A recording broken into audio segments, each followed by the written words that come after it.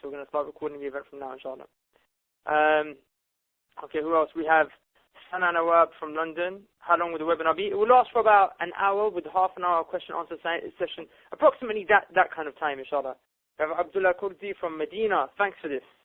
So hopefully you're a student of knowledge, akhi. Inshallah, you should be teachers. We have Sean from Hamza. Assalamu alaikum wa rahmatullahi wa barakatuhu. We have Saraya, I'm on the school. We have Umayma from Manchester. Hafsa from Lancashire. Assalamu alaikum wa rahmatullah. Anyway, is it possible for me to get a copy of the recording? Yes, brothers and sisters, every single one of you is going to, inshallah, be able to get a copy of the recording at the end. All you have to do is go to the link and just basically download the copy, inshallah. Okay, so again, just one final reminder. Those of you that are logging in from Skype, please make sure that you mute your own voice. Otherwise, it will just delay things. Okay, so Bismillah ar-Rahman ar-Rahim. We're going to begin, inshallah.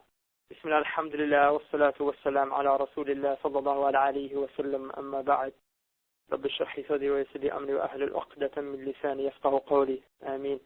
Allahumma inni as'aluka ilman nafi'an. Ameen. Okay, so now we're hitting that exam season, that revision season.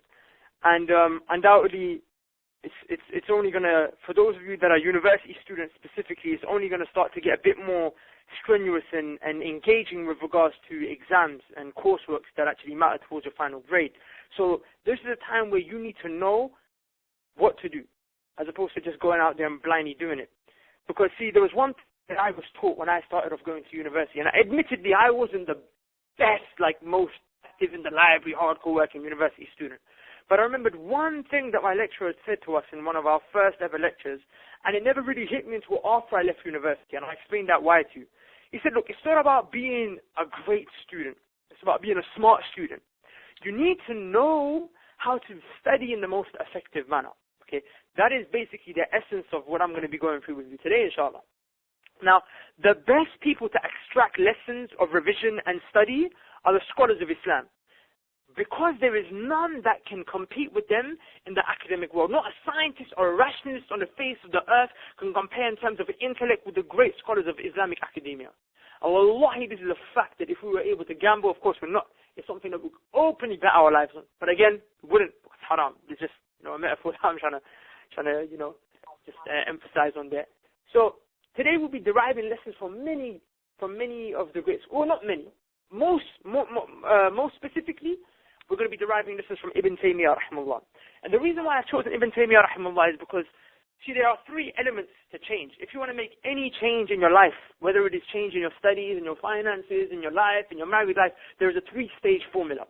The first step is you need to believe. So, the first stage is you need to have high standards. You need to increase the standard for what you want. So in the study circle, I'm not going to aim for a 2-1 or a 2-2 or a first. No, I'm aiming for that 90% first. We're talking, I want to graduate from the top of my class. Why? Because you can do it in essence, right? And only when you have that high standard. If you happen to fall short, you may not get that 90%, but undoubtedly you come up with the 80 or 70. You follow me? Now the second stage is you need to have the belief that you can attain it. The reason why you need to have the belief is because there's no point in having a high standard if you're never going to achieve it. The person who says, oh, you know what, I want a first in my exams, but they do nothing to work towards it, is this individual going to actually get it? No, because he never believed in the first place.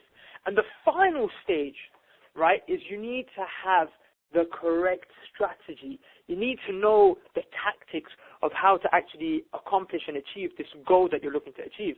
Now, the best way to do that is to have a role model, because the role model has already basically identified what works and what doesn't work. Now, the reason for the purposes of today I've chosen to extract lessons mostly from the life of Ibn Taymiyyah rahimahullah is because he himself was known as Shaykh al-Islam. Now, I don't actually even need to try and explain to you what that means, that Shaykh al-Islam, that speaks volumes for itself.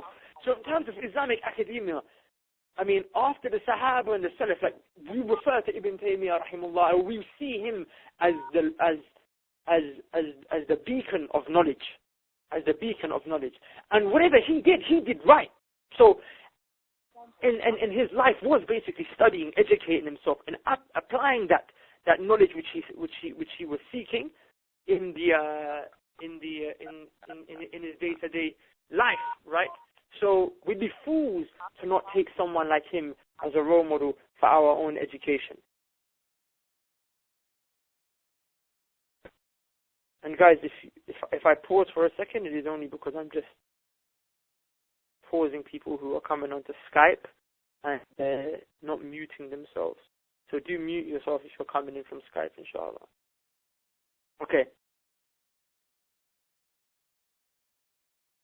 Now, you see when we talk, and guys, look, I don't want any of you sitting there thinking that I'm going to give you some quick fire magic tip, because we don't do sihr, right? It's kufr.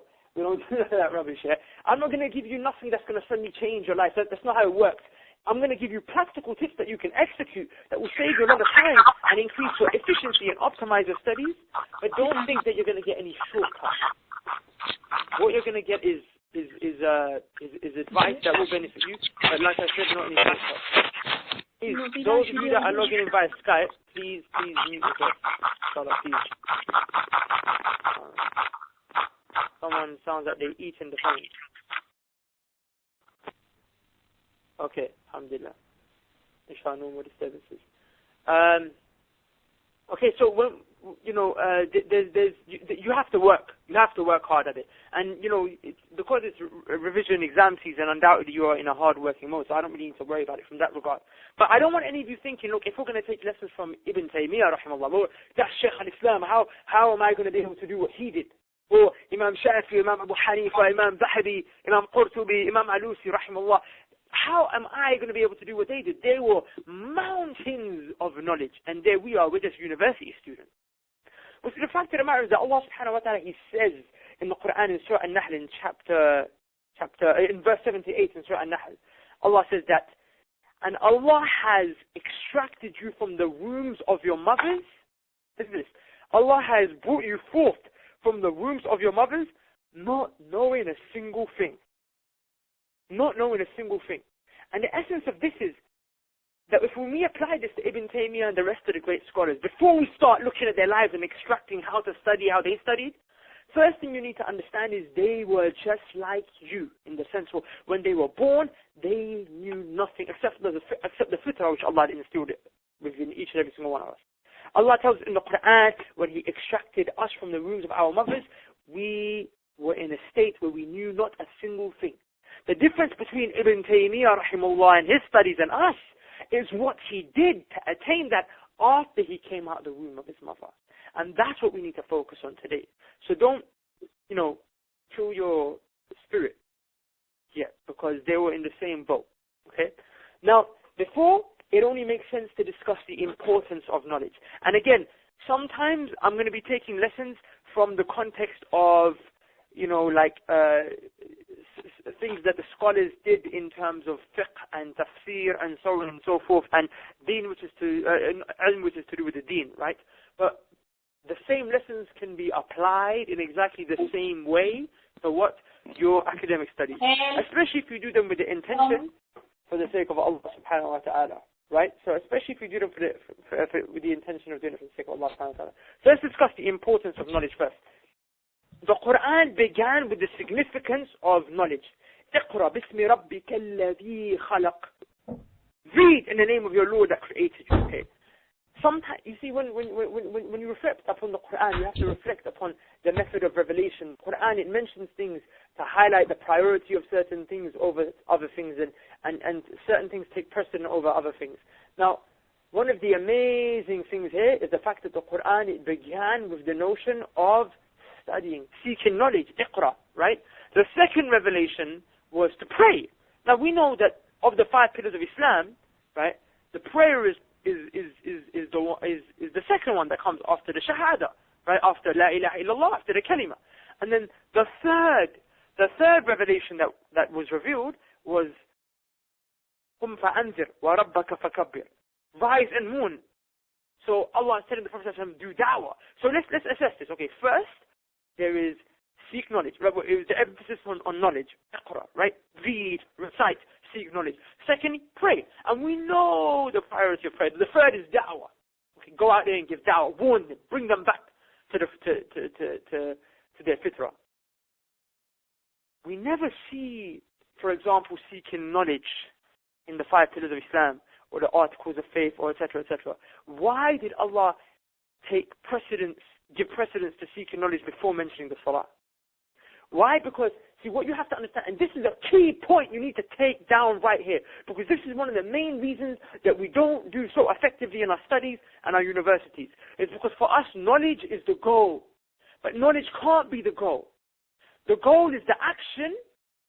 Knowledge precedes the action. See, for you to pray in the right way, you need to have the correct knowledge behind it. For you to go and give da'wah, قُمْ فَأَنْذِرْ وَرَبَّكَ فَكَبِّرْ. The Prophet ﷺ needed to know a little bit. He needed to know X, Y, and Z, what he is calling to before he goes out and calls them to. Before he prays, he needs to know who he's praying to, how to pray, etc., so on and so forth. Now, the same way with us, right? You need to check yourself. What is the reason for why you're studying? Why are you going through your exams in such a strenuous manner? What, is it just to get a little certificate at the end that says 1-2 or 2-1 or whatever? Because if that's the case, then just give up now. I'll be serious with you. Just give up now. Because you're wasting your time. I'll actually even go out there and tell you, go and quit university. Because you're wasting money. And let's be honest, the majority of those of you guys, let's be honest, come on man, I went to uni, I know what it's like. Most people are taking riba loans, so you're only letting that bounce up on your shoulders as it is. If you do not actually have an action for which you're studying, then give it up. For example, see, people who study medicine, right? Medicine is a very, very, very, very strenuous subject. And the people who study medicine are no different. But the fact that I'm no different to generally someone who studies something like maths or accountancy, right?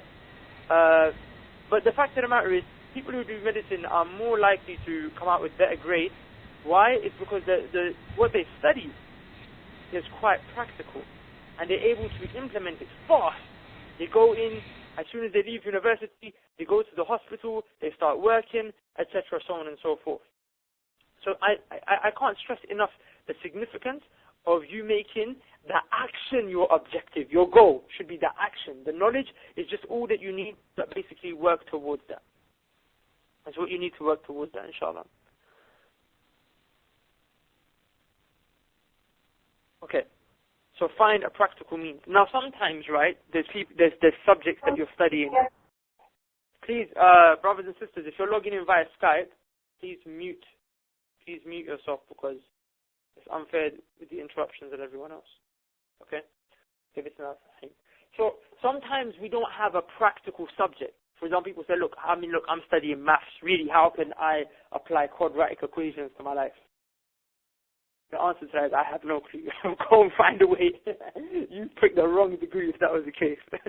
No, I mean, in all reality, you can find ways. Like, wallahi, I know for a fact here, if there's anyone out there that is studying maths, you contact me personally. I will show you how you can apply that practically and benefit the deen. Because when it comes to dawah, we need people that are academics in their specific fields. And mathematicians and logicians and rationalists, so on and so forth, they do wonders in terms of authority when we talk to atheists and so on and so forth like that.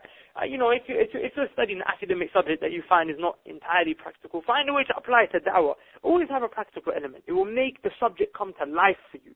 Wallahi, these small changes here, these small little changes that you make to your mind state, to the way that you approach something, will do wonders in terms of your results, okay? Most of the problem is in our mind as opposed to physically what we write with the pen. Wallahi, write this down. I am dropping you gold right now. MashaAllah, to myself. Listen, the problem is most likely in your mind, not in the pen, not in your wrist. When you go to your exam, if you fail, it's got nothing to do with your own capacity in terms of what you can and cannot do, or what you wrote or what you didn't write. It all comes down to your mental state, how you approach the thing in the first place. Now let's get into the meat of it. Sometimes we study, okay, and we find things becoming increasingly difficult. Now for those of you that know me or follow my work, okay, my field of study is da'wah. Now da'wah is a field of study that can get very deep sometimes, especially when you have to be able to tackle these philosophers, these atheists, these Christians, so on and so forth. So right now, I've engaged in studying in philosophy. Not to use philosophy as a tool to defend Islam, because we have no need for that, right? But philosophy is the tool, it's the weapon of the atheist.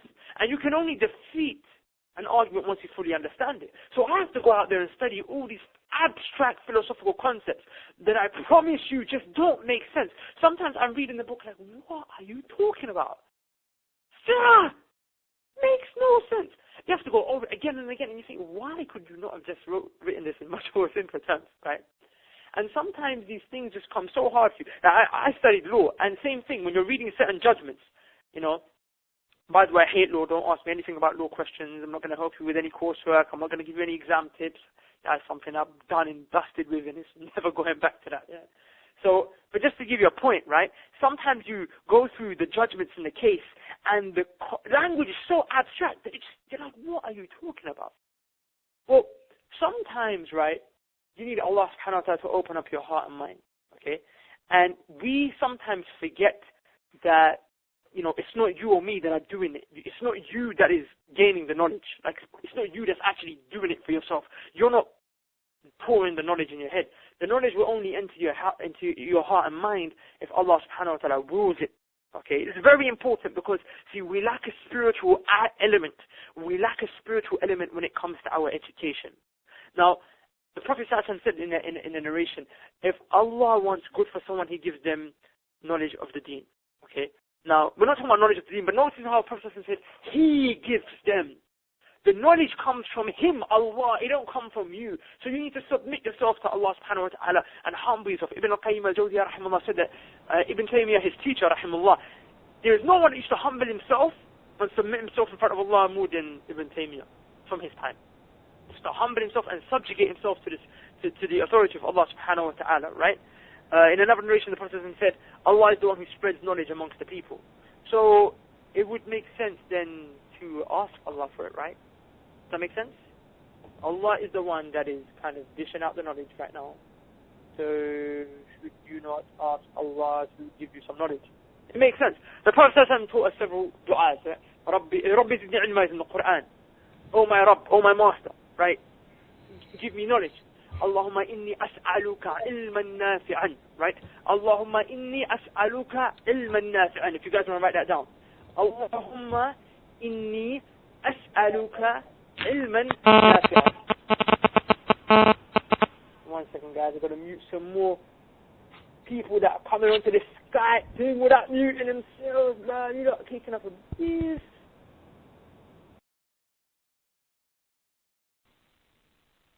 Sorry. Okay, so, yeah, Allahumma inni as'aluka ilman nafi'an. Oh Allah, grant me beneficial knowledge. Beneficial knowledge.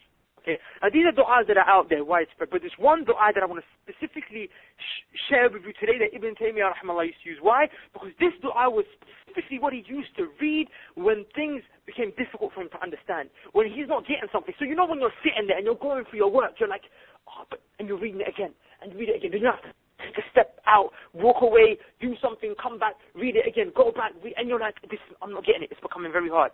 Then, you know, inshallah, you should try this, because Ibn Taymiyyah, rahimahullah, he had great success with it. He became Shaykh al-Islam, and he used this dua, right? So, what he used to do is he used to fall into sujood, and he used to say, Ya mu'allima, Dawood, alimni, wa ya mufahima, Sulaiman, fahimni. Oh, the one who taught Dawood, teach me. Oh, the one who made Sulaiman understand, make me understand. Look how simple that is. And it will work. You need to have the conviction that Allah will call your prayer, He will respond to your call. Allah says in the Quran in Surah Al-Baqarah, He responds to the call of the caller. When you are finding studies difficult, in that moment, submit to Allah. We don't do this. Okay, you might go and make the dua later on or the night before your exam, Ya Allah, please make me do well. But through the process, it's like you take Allah subhanahu wa ta'ala out of the equation. And myself, I'm guilty of this, and this is a reminder to myself, wallahi, before it is to yourself. What you need to do is the moment it becomes difficult for you, do what Ibn Taymiyyah, rahimahullah. Remember look at the authority we're referring to. Shaykh al-Islam, he read this dua, and what would happen to him is like Allah would open up his heart immediately, and he would begin to understand. Ya mu'allima, Dawood alimni, Ya Muallima Dawood. Ya Muallima Dawood alimni. So write this down. Ya Muallima Dawood alimni. I'll repeat that one more time. Ya Muallima Dawood alimni. That's a ayn. That's a hamza. Ayn. Alimni. ويا مفاهمة سليمان فهمني. I repeat that. يا معلم داود علمني ويا مفهمة سليمان فهمني. Dawud and Sulaiman alayhi salam were father and son. They were great prophets of Allah subhanahu wa ta'ala. They were great prophets. And Dawud alayhi salam had great knowledge. And Sulaiman alayhi salam had wisdom. In fact, both of them were not lacking in either. But see, this is a dua that inshallah, if you do it with conviction, with ikhlas, bi'idhnillahi ta'ala, it will be of much benefit to you, inshallah. Okay. So, up until now what we've discussed is firstly, the methodology of how we're going to, we discussed the layout of what we're going to do today. Secondly, we discussed the importance of ilm, seeking, of having ilm, knowledge. And thirdly, we discussed asking for knowledge, right? From the one who dishes it out, subhanahu wa ta'ala. Now, I'm going to go through certain obstacles, tips, and things with you. Now, one of the main things that we find an obstacle in our studying and our revision is distractions. Raise your hands if you get distracted when you work, when you revise. I say, raise your hand. Raise your hand. Raise your hand. Oh, subhanallah, I can't see. Look here, when I'm on my own, I have to make these little jokes to keep myself sane, so you have to forgive me, okay? What are the practical applications that we can set our mind for to engineering, specifically electrical engineering? I don't know who, that was Jubaman who asked the question. I'm not an electrical engineer, so I can't tell you specifically, right? But don't worry, just be patient with me, right? I'm going to discuss patience in a second. Everything that I'm giving you today, if you apply this, will increase the efficiency of your work, inshallah. One said the practical application that we can set our mind for to engineering, specifically electrical engineering. We'll go and do a work placement. I don't know about how you can apply that to Dawah specifically. So you know your field of work better than me, right? You know what the essence of it. So you have to put that effort in and think hard and try and apply it practically, inshallah. Okay? You have to think hard and try and apply it practically. A lot of you are asking for me to repeat the translation of that dua. So I am going to take questions at the end. So, this is the last one I'm taking for now. But the dua, it means, O one who taught Dawood, teach me. O one who made Sulaiman understand, make me understand. O one who taught Dawood, teach me. O one who made Sulaiman understand, make me understand. One more time. Ya muallima Dawood alimni. Wa ya mufahima Sulaiman fahimni. Okay, let's go to distractions now. So, what I want to do is I want to narrate a story to you. Many of you may have already seen it in the video that I made. Okay, the stories of an Imam Muslim, rahimahullah. Now, we have the two most authentic books of hadith, right? We have the Hadith Bukhari, which is Sahih Bukhari. We call it Sahih Bukhari. That's the authenticity of it. And we have the book of Imam Muslim. And also we refer to that as Sahih Muslim. We refer to that as the authentic, like Muslim, right? That's the degree to which that is authentic. That book is a juggernaut. It's a giant. If we're talking about mountains, right? That is Everest. These books are, these scholars were like Mount Everest in terms of their ilm. Now, undoubtedly, the same way you have distractions today, they must have had distractions, right? Now, what was it like? What was it they did? How did they eliminate these distractions? Now, let me discuss with you how Imam Muslim died, so you can see how far from distraction he was. How far from a distraction he was. Perhaps you may not want to be as engaged with your studies as he was, or you might end up dying, because he actually died, rahimullah, as a result of his studies. But the fact of the matter is, no doubt there are heavy lessons for us to extract from this story. He was with his students, and they were revising a hadith. So one of them would throw a hadith, and the other would throw a hadith, and then he'd be there. They would have their books, whatever. Imam Muslim, rahimahullah, had everything memorized.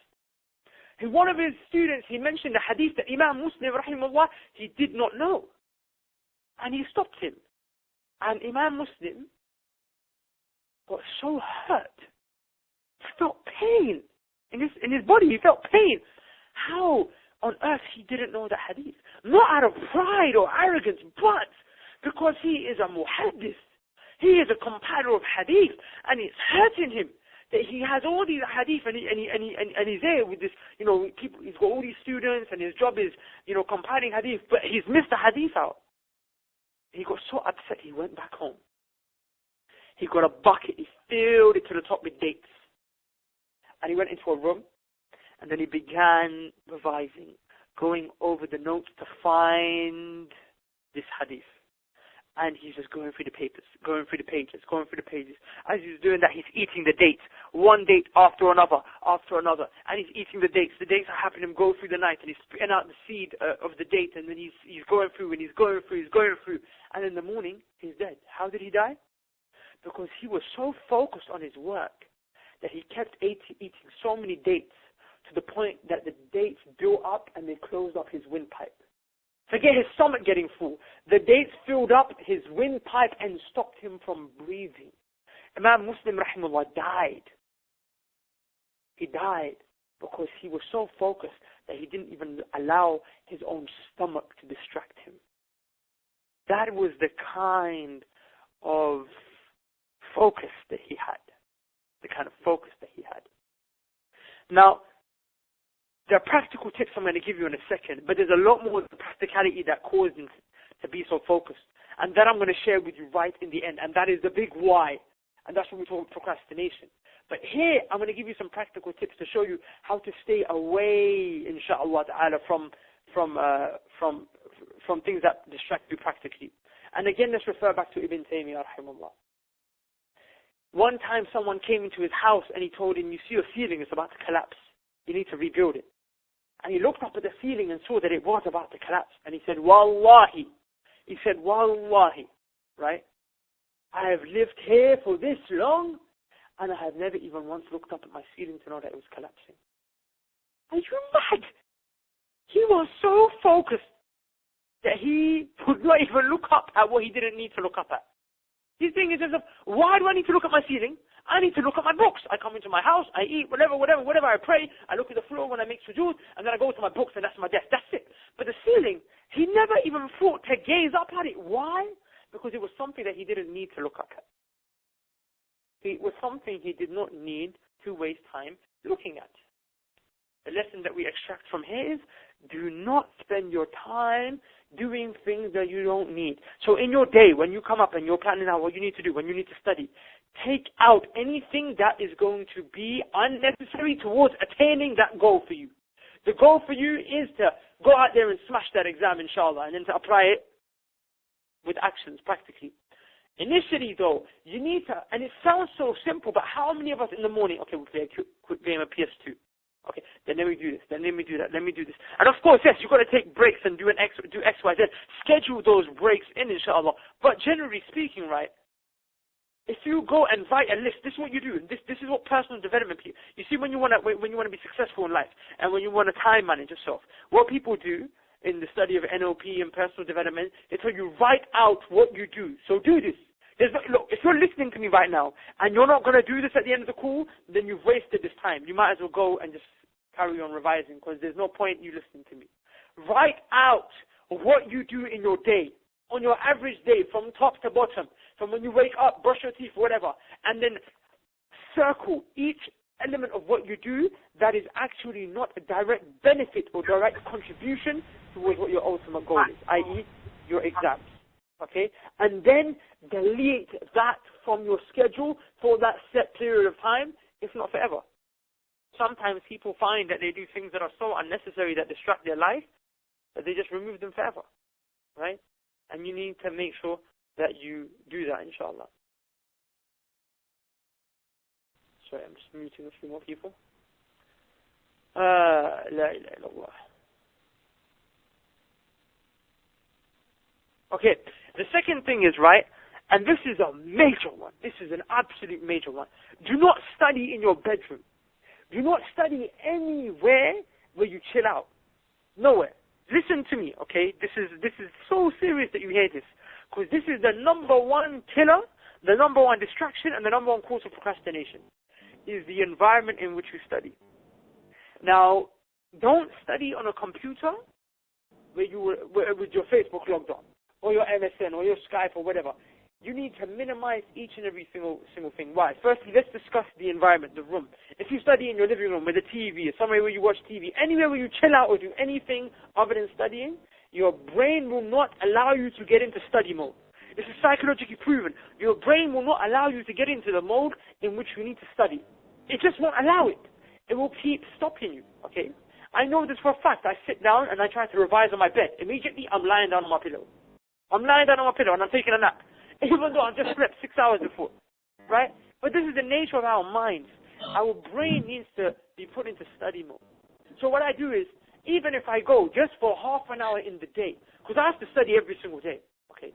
Even though I finished university, alhamdulillah, studying is a part of my life now, and inshallah it's going to be for all of you as well. But I have to study every day. Sometimes I will go to the library just for 45 minutes. And in my mind, I used to say, you know what? If I go 45 minutes, it's a 15-minute walk to the library, I have to do an hour studying at home. I promise you that hour will be 10 minutes worth of study. Because first there'll be distractions in the way. It's just your whole body moves slower. But wallahi, the moment I put myself in the library for half an hour, suddenly it's like this buzz of energy just takes over. And my mind's like, okay, you're in the right environment for me to work and engage with the text. And then it just becomes a lot more fluid. The second thing is, take out these distractions, Facebook, whatever. If it's such a fitna for you, and it is for some people, right, then deactivate your account for a certain period of time and give your practical things. Give your password to a friend. My sister, she did this, right? My sister, when she was revising for her A-level exams, she used to keep going on Facebook, talking to her friends, catching up, right? She actually changed her password. She gave the new password. She told her friend to change her password. The friend wouldn't give it to her, and I think they did it the same. So they changed each other's passwords, and they gave them to each other when they finished the exams. Force yourself to move away from these distractions. PS3, TV, take it away, right? Just take the PS3 away. Put it in the loft, give it to your friend, borrow it to your nephew, your niece, right? Take it away, and do not have it anywhere near you for that period of time in which you need to focus. Inshallah. Do not have it anywhere near you. Okay. I'm going to give you guys 30 seconds to quickly ask me any questions with regards to what I've already said, and then I'm going to move on, inshallah. Someone said they live in a single room. Well, then you need to go to the library. Well, you know what the best place, and unfortunately we can't do it because it's winter time, but go to the park, go and study in nature. Like, it's amazing experience. Okay, quickly, any questions about what we've done so far? Someone asking me, Imran, read what I said, but I don't know what you wrote.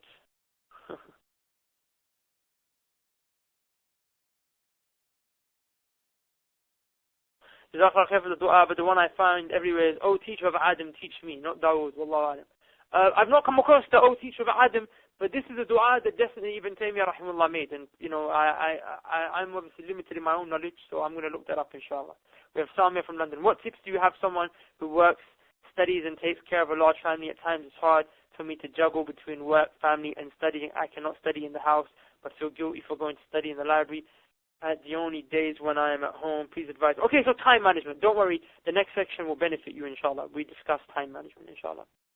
Okay, khalas, I want to break my brother's iPod Touch and laptop to help him revise. Should I? MashaAllah, brother Umar from London. I would say yes.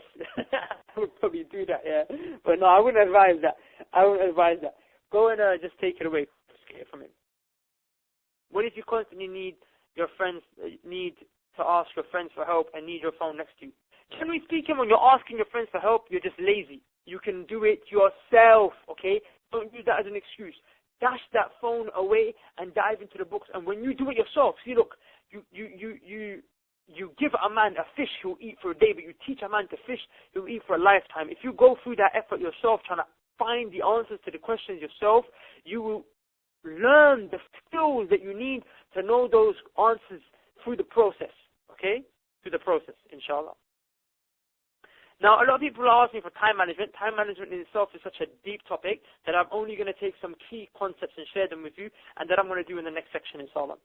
So now we're talking about memorization, because obviously when it comes to, you guys have to forgive me, right? I am only touching these topics on the surface, and the reason for that is because there's so much to go through. Inshallah, I'm thinking in maybe March, April, I'm going to do like a 4-part webinar series where I can go in depth with regards to the art of studying, inshallah, or the science of studying, as it were. But right now, inshallah, we're just going for an overview. We're skimming the surface. So now memorization. Memorization is something that is a necessity when it comes to studying, okay? The importance of memorization. Well, the scholars say knowledge is that which is in the chest. What you know of by heart, okay? You will never have knowledge if your knowledge is in your books, if it's in your notes. But every time someone asks you for something, you have to refer back to the text. The true knowledge is that which is in your mind. Okay? True knowledge is that which is in your mind, because that means you actually understand it. When it's just in your books and you memorize it for the exam, then it goes away, that's just you regurgitating facts. And for university students, if you're finding yourself getting 2 1s and 2 2s, that is the reason for it.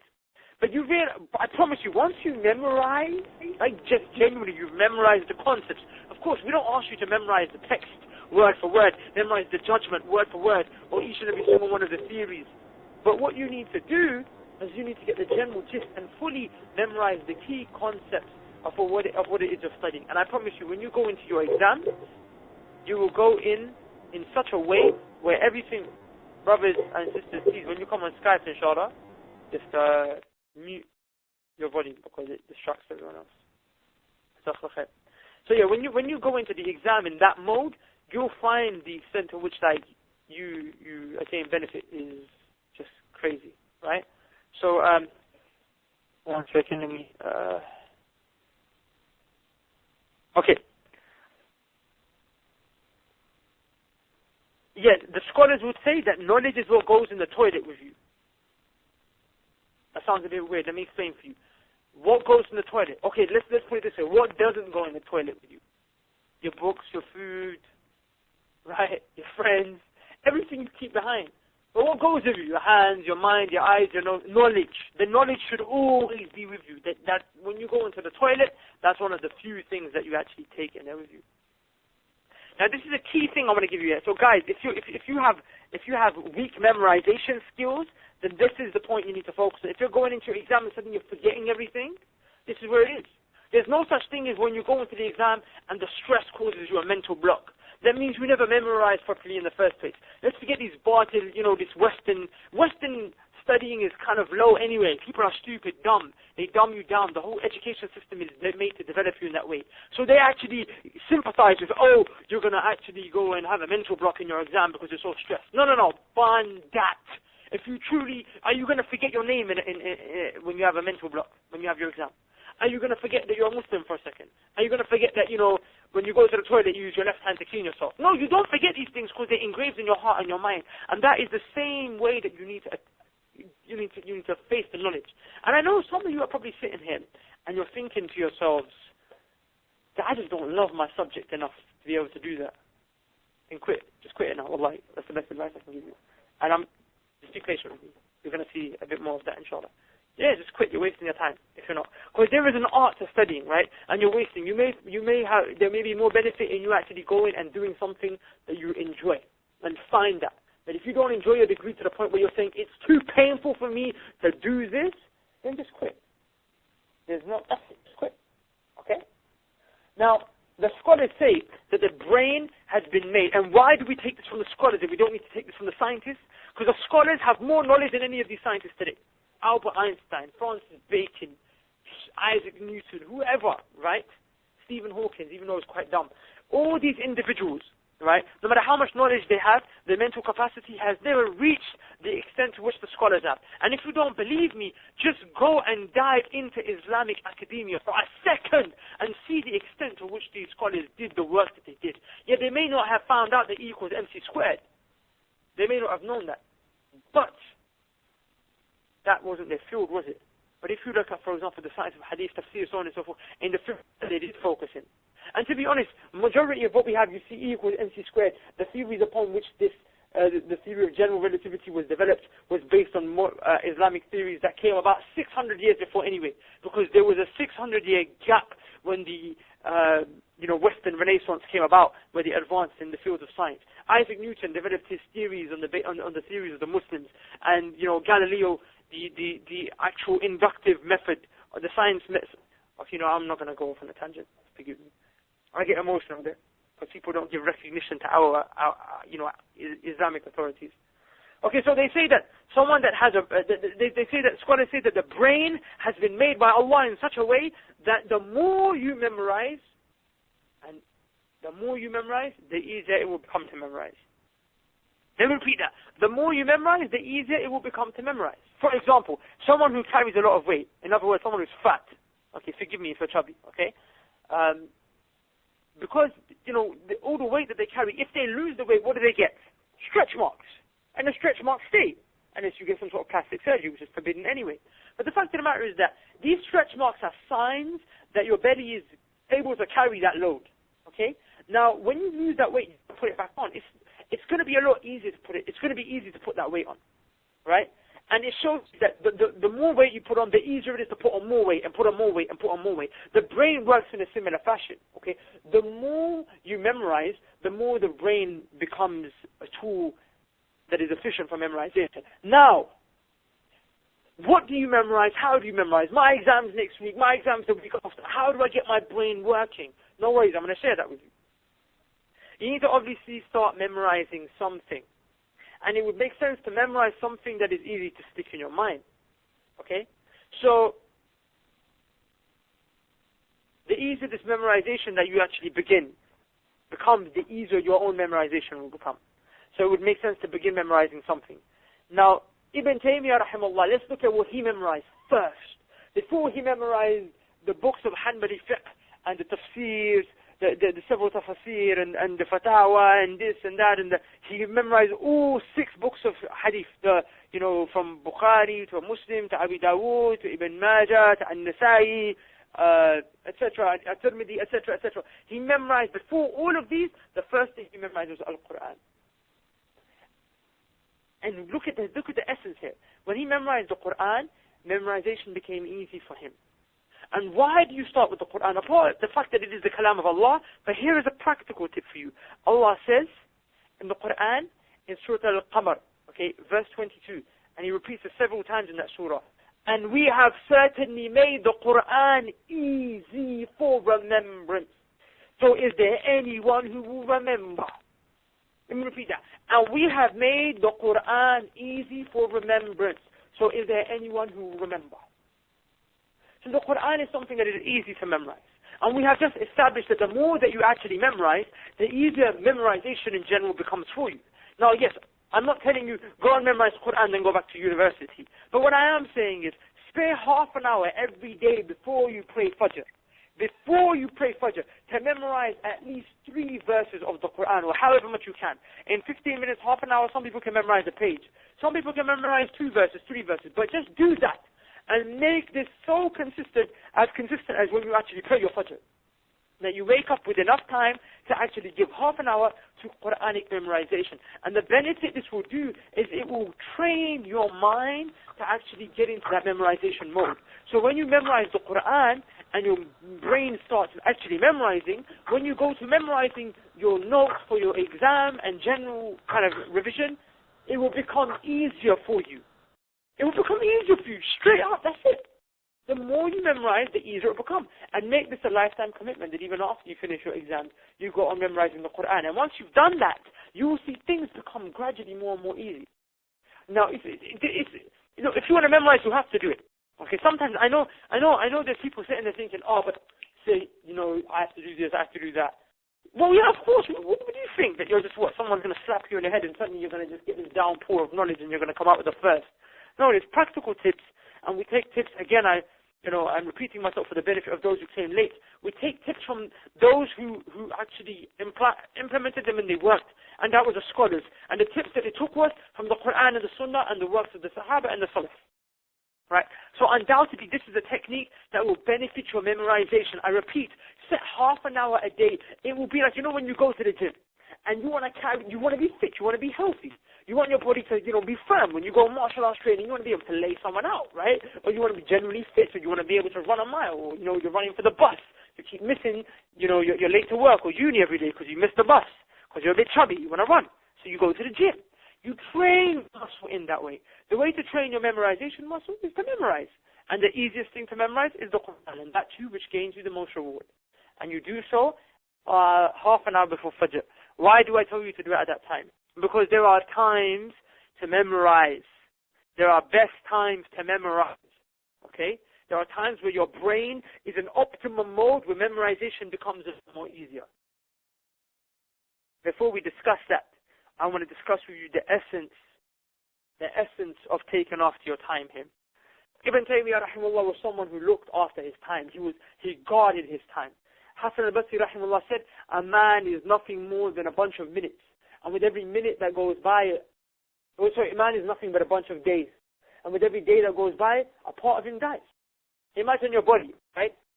Imagine that, one day your toe gets chopped off, then your next toe gets chopped off, then your next toe, then eventually your foot, your ankle, then up to your knee, that gets chopped off. Eventually, you're going to work up to your waist, and now you've got no more legs left, and then your belly button gets chopped off, and then your chest, and then your arms, your shoulders, your fingers, and then now it gets to your neck and your lips, and eventually you get to your brain, and that's it, khalas. There's no more you left. That's how you should see time. That's how you should see your days. With every day that goes past, imagine your toes just got chopped off, and the next toe, and the next toe. Eventually, it's going to get to a point where there's no more days left. There's no more time. That is how you should see your time. That was Imam Hassan al-Basri, rahimahullah, who was one of the Salaf. He also said a pious man should be more stingy with his, or a pious woman should be more stingy with her time than a rich man is stingy with his money. Okay? Some times are better than others. Even look at the 5 prayers. Allah subhanahu wa ta'ala set out the significance of time to highlight to us, the spacing out of time. The Muslims, they run their lives. If you go to a Muslim country, right, your everyday life schedule works around the 5 prayers. Clearly, there are some times to do certain things that are better than others. Before, I want to share one more hadith with you, okay, to really scare this point into you. The Prophet said that a man's feet will not move until he has been asked 4 questions on the Day of Judgment. Even though this narration is weak, there is, in the scholars of hadith have actually given strength to it because of other hadith. I don't want to go into that, but this hadith is being given strength, even though on its own it is a weak narration. But still, the essence of it we take from it. The Prophet said, a man will not move on the Day of Judgment. His feet will not move until he has been asked 4 questions.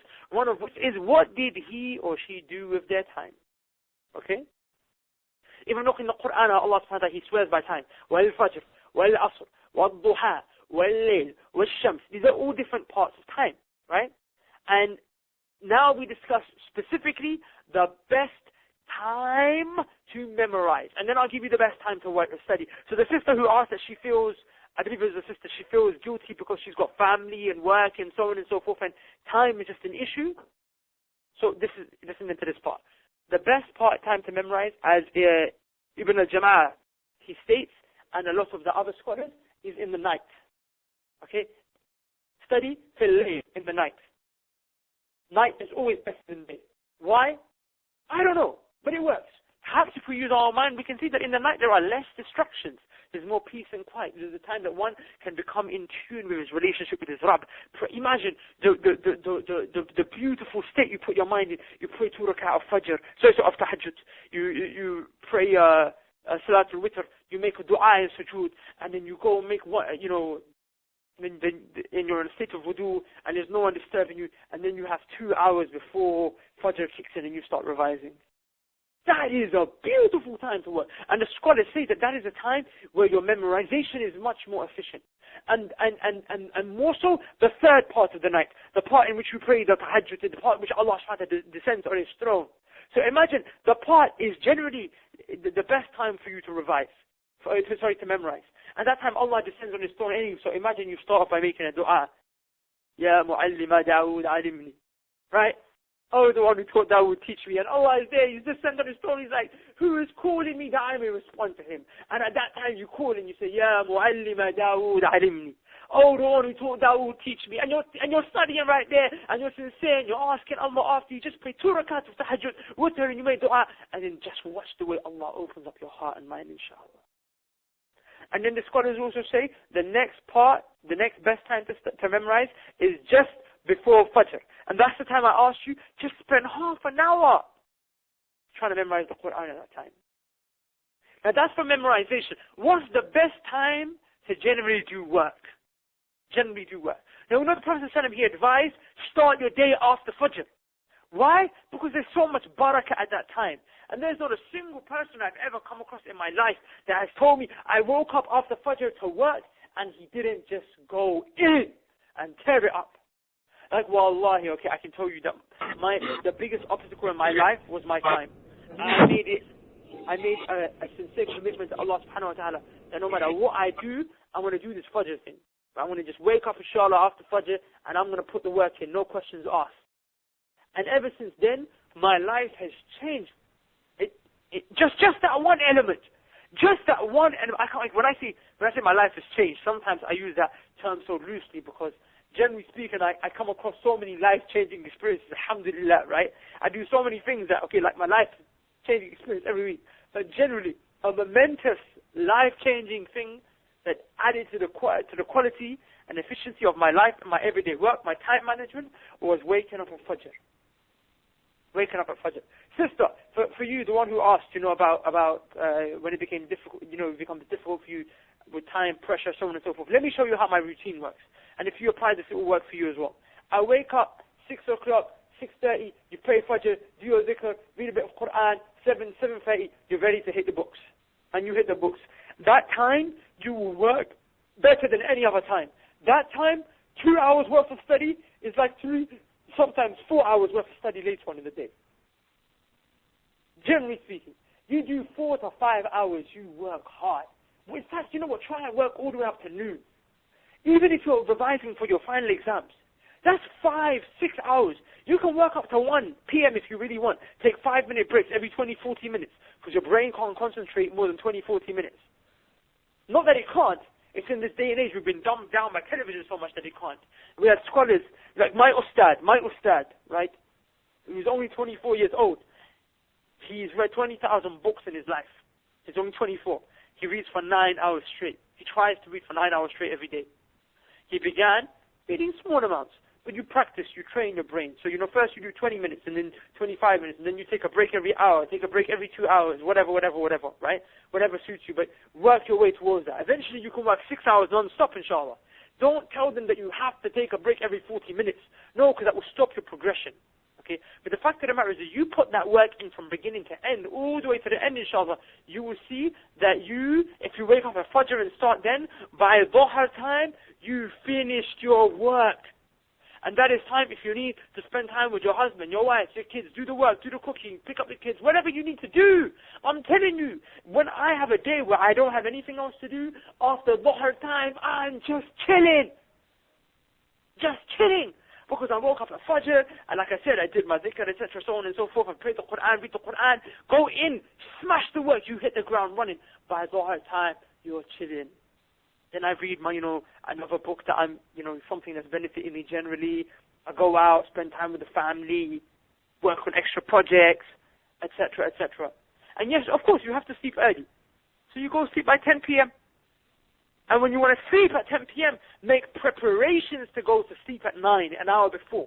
An hour before, you make preparations to go to sleep. Okay? You make preparations to go to sleep. And try and wake up 4 a.m., 4, 5 a.m. So you can pray the tahajjud and do your memorization, etc., so on and so forth. Okay? Guys, you're going to have to forgive me. We may actually end up going just slightly over time. In fact, perhaps about 10 minutes over time. I hope you guys are okay with that. If not, then I'm going to carry on anyway. Okay. Sorry, I just getting my notes together for you guys. Okay, so now let's discuss sleeping patterns. Okay? Now, people are told that you need to sleep 8 hours a day. 6 hours a day. That's what you need to sleep. And I'm telling you, no. Because if that was the case, then how did the Prophet survive? The one who used to stand up night in prayer. Every night he used to pray tahajjud. And the Salaf and the Sahaba and so on and so forth. How did people like Qaqa radiallahu anh, when he was in the Persian Battle of Qadisiyah, 3 days straight he didn't sleep. He was on the battlefield for 3 days straight. So where does 6 to 8 hours come in? Right? Where does 6 to 8 hours come in of study? Well, the reality is it's still part of our society that tries to dumb people down. Okay? Which is every day we're just getting dumber and dumber and dumber because we set lower standards for ourselves. And yeah, I mean, of course it's true. There is evidence of saying that if you're deprived of sleep, it will affect you in other ways. But people lack that spiritual element, okay? They lack the spiritual element. Remember in the Quran, Allah says that, you know, Allah subhanahu wa ta'ala, He praises the ones who flee, they run from their bed at night. They run. Why? To pray tahajjud. So of course there has to be a wisdom in there, right? In sleeping less. Again, as I told you, it's not about doing a lot of revision. It's about doing smart revision. It's not about sleeping or not, it's about sleeping smart.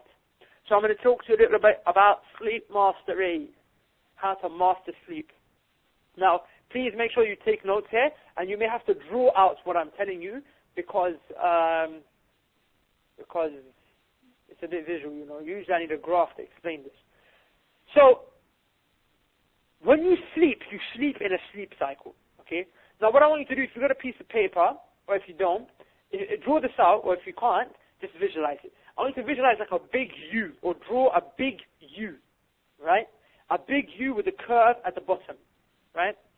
Now, start at the top of the U, go down, curve, and then all the way back up.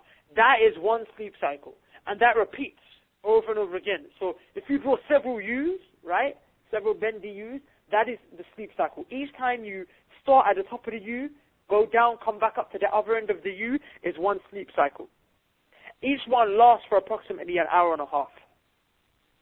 Now, when you wake up in the middle of that sleep cycle, you know sometimes you wake up and you feel like there is an elephant on your chest and you want to just go back to sleep. You know them Fajr mornings that are just so hard that you have to fight yourself to get out of bed. And you just have to keep imagining and picturing Jahannam. Like, yo, if I don't get up, I'm going to burn. Like, then you get out, and that's when you get out of the bed. You say, subhanAllah, and you get out of bed, right? Because you just want to go back to sleep. That's because you've just woken up in the middle of your sleep cycle.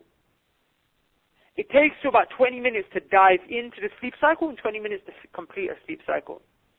So what you do, my brothers and sisters, is you time your sleep cycle an hour and a half approximately, and you wake up in sets of sleep cycles. Now, really and truly, you don't need to sleep more than 3 sleep cycles every night, 4.5 hours. And you do 1 sleep cycle after Dhuhr as a nap. It's the most ideal way. You sleep 1 sleep cycle after Dhuhr, you take a nap, which is advised anyway, right? And then at night, you sleep 4.5 hours. Or if you want to do it all together, just do 6 hours. And don't sleep more than 6 hours. Don't.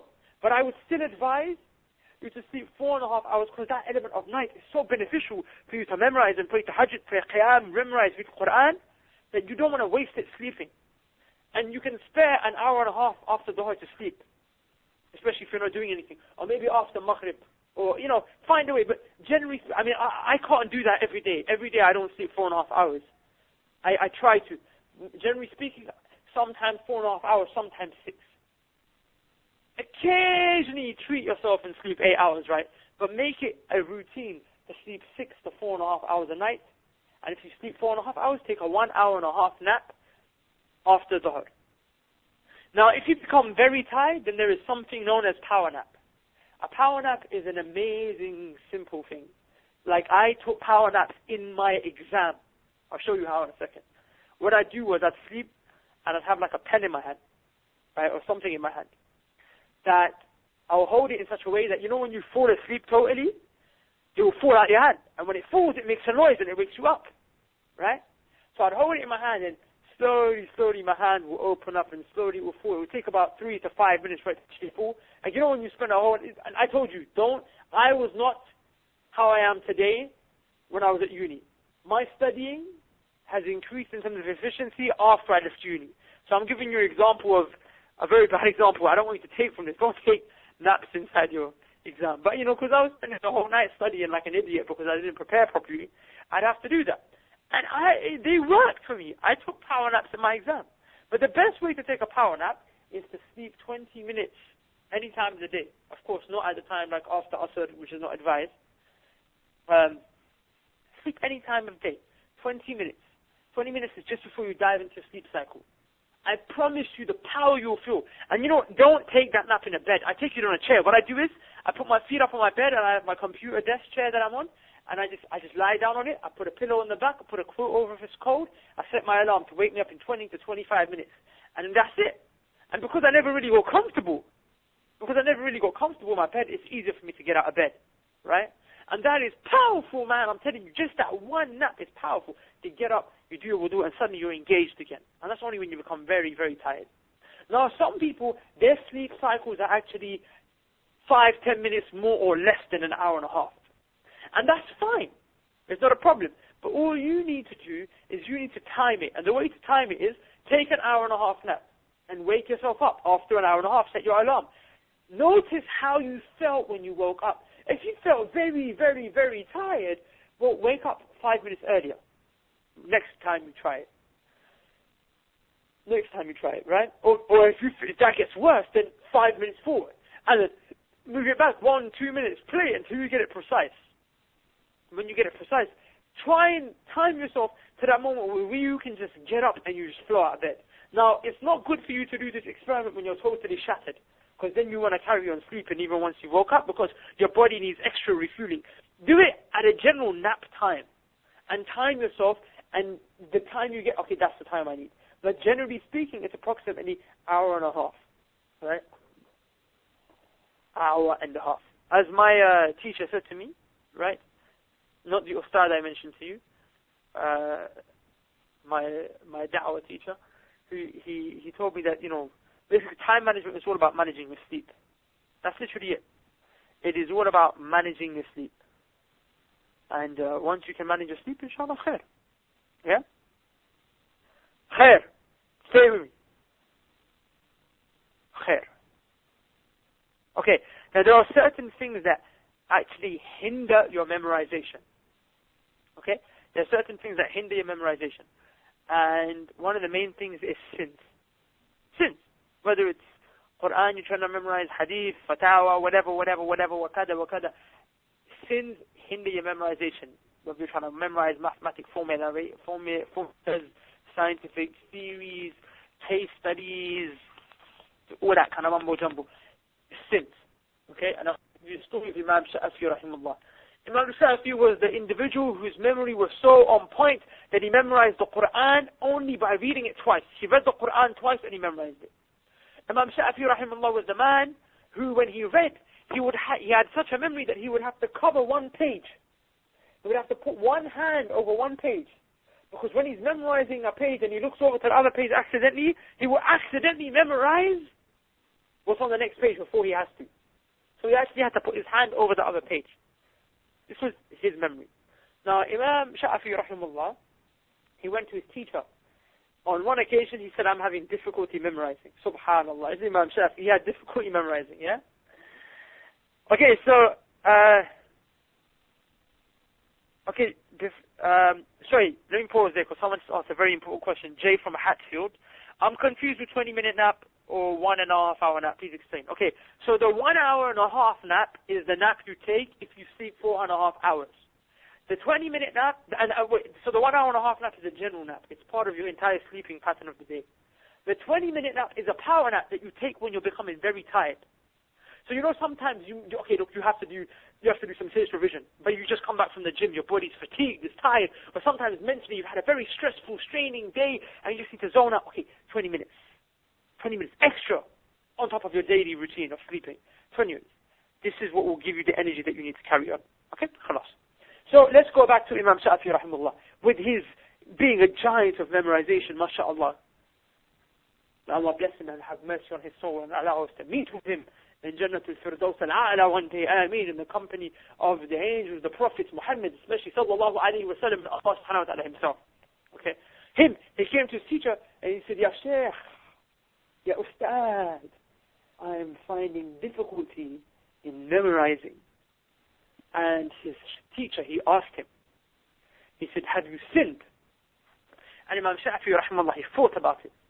And he said, as a matter of fact, Ya Shaykh, there was a woman who was walking, and as she was walking, her abaya, it slightly lifted up from the back to the point where, listen, it lifted up to the point where the heel of the foot, the heel of her foot was exposed, and I saw it. I looked at it.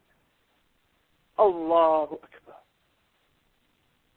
And his sheikh said, yes, that's right. Well, don't sin. He said, stop your sins. Cut your sins out.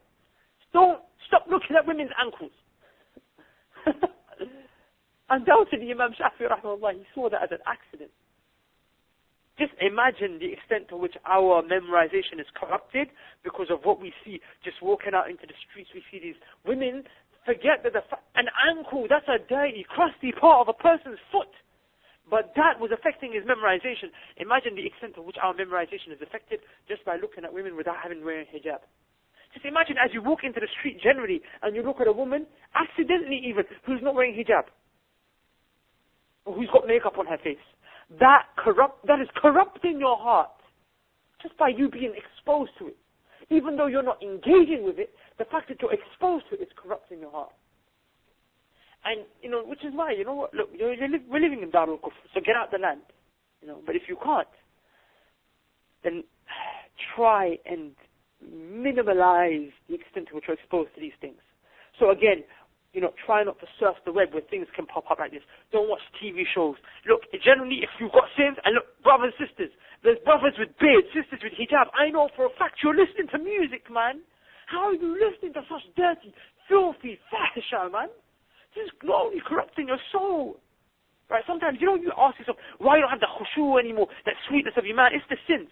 But here we're talking about the context of study, memorization. That is what's affecting your ability to memorize and study effectively. You're disrespectful to your parents, man. Stop sinning. Stop it. Be patient. Don't be rude. Manners, bad akhlaq. One of the main reasons for enter, what? The hellfire. What's with that? Zina. Free mixing. Don't. Please, cut it all off. Right? If Jahannam doesn't scare you, maybe that F will. Because you're going to fail, I promise you. You're not going to be able to memorize what you need to. Cut away the sins. Key thing. Okay? So now we are done with memorization, and we are coming to an end, inshallah. If you guys bear with me, inshallah, for about approximately another 10 minutes, and then we will go to question and answer session, inshallah. Inshallah. Okay, so, number 6, okay, ikhlas. You need to have sincerity. Allah subhanahu wa ta'ala knows best, but when we look at Ibn Taymiyyah, rahimahullah, we see someone who we see evidences of sincerity. Of course, only Allah knows. And the reason I say that is I'll explain to you. Why? Because of his works. The scholars say, if an indication of someone's sincerity is the effect of their work after they've gone. Anywhere you are, anytime, any place, when you hear the name Ibn Taymiyyah, rahimahullah, your ears light up like he's a family member of yours. Like even though you don't know his life, you know him. You know his works. You know he's done something. Well, you know he's Shaykh al-Islam. Oh, you've heard the name. Even his enemies have to sit there and appreciate the works of this great Shaykh al-Islam, Ibn Taymiyyah, rahimahullah. Why? Because of his sincerity. There are many other scholars. Apart from Imam Shafi, Imam Malik, Imam Abu Hanifa, Imam Ahmad ibn Hanbal, rahimahullah, all 4 of them, there were many other madahibs at that time. Okay? Why do we only have 4? I'm not questioning the sincerity of the other scholars. No, by any means. No. But what I am saying is that these 4 were clearly is an indicator that they were more sincere. Because their works remain. We have so much tafsir. Imam Qurtubi, Imam Alusi, Imam Zamakhshari, Imam Ibn Kathir, etc., etc. Of course, and Imam Tabari, rahimahullah. The 2 that always stand out is Imam Tabari's tafsir and Imam Ibn Kathir's. Yes, because, some of them are a lot more simple, and etc., and Imam Tabari is well-rounded, it's got everything. But he's known as, like the Sheikh al-Mufassir, right? The Sheikh of those who do tafsir of Quran. Why? It's an indicator of the extent to which they were sincere. So be sincere. How are you sincere with your work? We'll do it for the sake of Allah. How are you going to do maths for the sake of Allah? Find a way, man.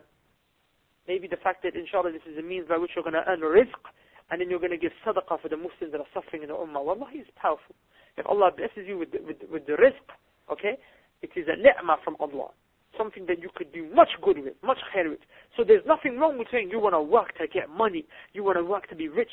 Fine, get yourself that Ferrari. Do it. I'm telling you. Right? وَأَمَّا بِنِعْمَةِ رَبِّكَ فَحَدِّثْ. And speak of the favors of your Lord. If you get that money, spend it. Buy yourself nice scarves. Right? But be balanced. If you have enough to get a Ferrari, get that, but then give enough to the point where you feel that your heart is not overwhelmed with the spending frivolously, and you give enough to sadaqah for you to, and of course only you can measure how it feels in your heart. Okay, I've given a good amount. Okay, eventually you learn to give more and more and more, inshallah. But the matter is that if you have that intention that, I'm going to earn rizq so I don't have to be a beggar, so I can, work off my, off what Allah has given me, etc. This is all ways in which you could be sincere. Or, find a way that maybe you could be a teacher, so you go to Islamic schools and teach. It's a form of da'wah, etc., so on and so forth. Have a sincere intention behind it. Sometimes the intention is just, I want to get. Wallahi, I'm telling you, you recognize as much as me, right? Because I've been through what you've gone through in university. Sometimes it's literally just about that paper. Why? Oh, well, I've done 3 years, so I might as well finish it. Majority of people are not even looking for a job in the field that they're studying anymore. But it's just, let me just finish it because I've started it. What kind of an intention is that? If you really can't find an intention to exchange, that point, then just quit your course, even if your exam is tomorrow. Sincerely. Okay, so point 7, the Quranic methodology. The Quran, starting with Iqra, the significance of reading. Well, what does the Quran say about how to optimize your studies and how to really become good with your studies? There are several lessons, undoubtedly. I will share one with you. Allah subhanahu wa ta'ala says in Surah 190. This is perhaps one of the most effective lessons of study that I ever came across in my life. Okay? And this is the main thing that I basically did, and I still do today. أعوذ بالله من الشيطان الرجيم بسم الله الرحمن الرحيم إن في خلق السماوات والأرض واختلاف الليل والنهار لآيات لأولي الألباب. Indeed, in the creations of the heavens, indeed, in the creation of the heavens and the earth, and the alternation of the night and the day are signs for those of understanding. Okay, so the point here is Allah is trying to get them to understand. Allah says the way you understand is by reflecting on the signs that are evident in the night and the day. Okay, so here's the equation. You want to understand, the prerequisite to understanding is reflection. Reflection. Now, what is the best way to reflect? Sometimes you sit and they're looking over your nose, okay, let me reflect on it now, let me think. That is powerful. But it's boring, let's be honest. I'm not going to tell you to do something I can't. Even today, I can't do that. So if you can do it, right, then you go ahead and do it. But I do not have the mental capacity to sit there with a piece of paper, read, and just reflect. Sometimes I'm on the train and something will hit me, like a verse in the Quran, and you start reflecting. But generally speaking, when you're going over your revision or whatever, or like for me, when I'm going over philosophy notes, for my da'wah purposes, to refute the atheist, I can't reflect there and then just like off the top of my head. I need to take a step back and I need to have organized reflection. So once a week, I get together with my teacher, with my da'wah teacher, right? And what I do is I discuss my notes with him. So this is what you do. When you discuss, you engage in conversation. And now, what was on paper and was just, linear regurgitation becomes conversation with substance. And when you discuss it, and the words come out of your mouth, you see it here, your mind starts to look at it from a different angle, wallahi. And you start to think, oh snap, that makes sense. Like, wallahi, there was a point where I was trying to ask my ustad, I was like, look, I don't understand this. And he said to me, look, you do it yourself. You find the tools yourself. I still couldn't get it. Now, all he did was he repeated back to me what I asked him in a different way. He made my mind see it from a different perspective. Suddenly the answer hit my head like, oh my diddly days. MashaAllah. Just by you speaking, your mind starts to engage, like it becomes visual. The words start to enter your mind from a different direction, and different parts of your mind starts to tackle the problem in different ways. Discuss. This is a great way to memorize, and it's a great way to understand. It's the Quranic methodology. Reflection, and then reflection results in understanding. إِنَّ فِي خَلْقِ السَّمَاوَاتِ وَالْأَرْضِ وَاخْتِلَافِ اللَّيْلِ وَالنَّهَارِ لَآيَاتٍ لِأُولِي الْأَلْبَابِ. Okay, one second, guys. How are you guys finding it so far? I have just one more point to go over with you. No, two more points to go over with you. But I want to know how you're finding. Have you found benefit? Share it with me. Otherwise, then we get into a beef.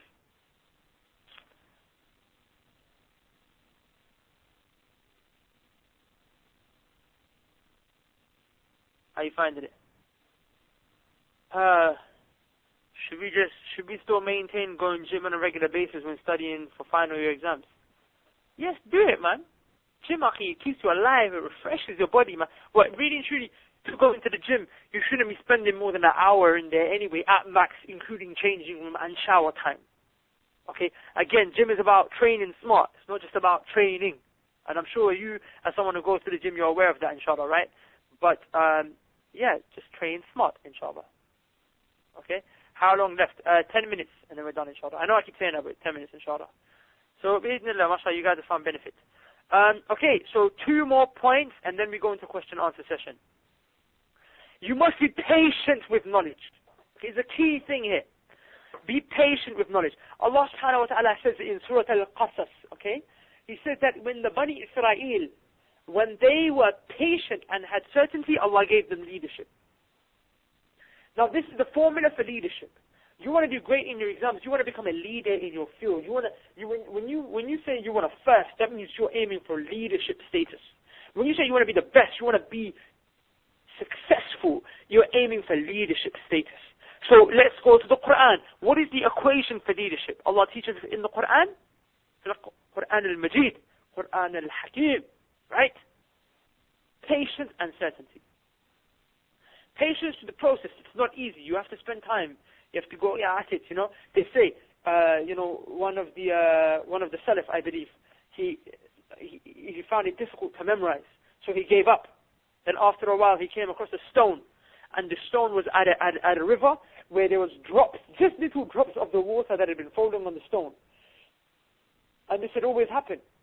And he went, and there was a dent on the stone. The dent had been caused by the small drops of water. And he said, subhanAllah, over time, these little drops of water, how weak, how small they've been, they've caused such a big dent in the rock. He goes, my heart cannot be harder than this rock. What he was saying was that even if that little bit of knowledge comes every day, eventually it will cause a massive dent on his heart. It will have an impact on his heart. And his heart is not harder than the rock. If those little drops of water can have that effect on the rock, then the knowledge can have an effect on his heart. Inshallah, the ingredients is sincerity. Be patient. And be certain that Allah will give it to you. Be certain that Allah will make you a leader in your field. He will make the Muslims leaders again, inshallah. He will give the Ummah leadership again, bi'idhnillah. He will raise us. Right? Inshallah. We have to have certainty. Patience, then certainty. I just want to give you an advice with regards to patience. Because my Ustad, he taught me, this is not the Ustad for Dawah, it's the one I told you, who read 20,000 books in his life, mashallah, he's only 24. See him, he said people, when it comes to studying, they like the idea of knowledge, but they don't like to actually gain knowledge. Two very different things. You like the idea of getting that first, but you don't actually want to do it. There's a lot of effort involved, process that you've got to go through, right? Now, the fact of the matter is that majority of the people are not patient enough to actually gain that knowledge. They're not patient to go through the process and acquire the knowledge that they need to acquire, right? That is the fun. Whoever just came on Skype, please mute yourself. Please mute yourself. Please, please. Okay, you're not muting yourself. I'm going to do it for you. Oh, Allah. Guys, if you're on Skype, yeah, please just mute yourself.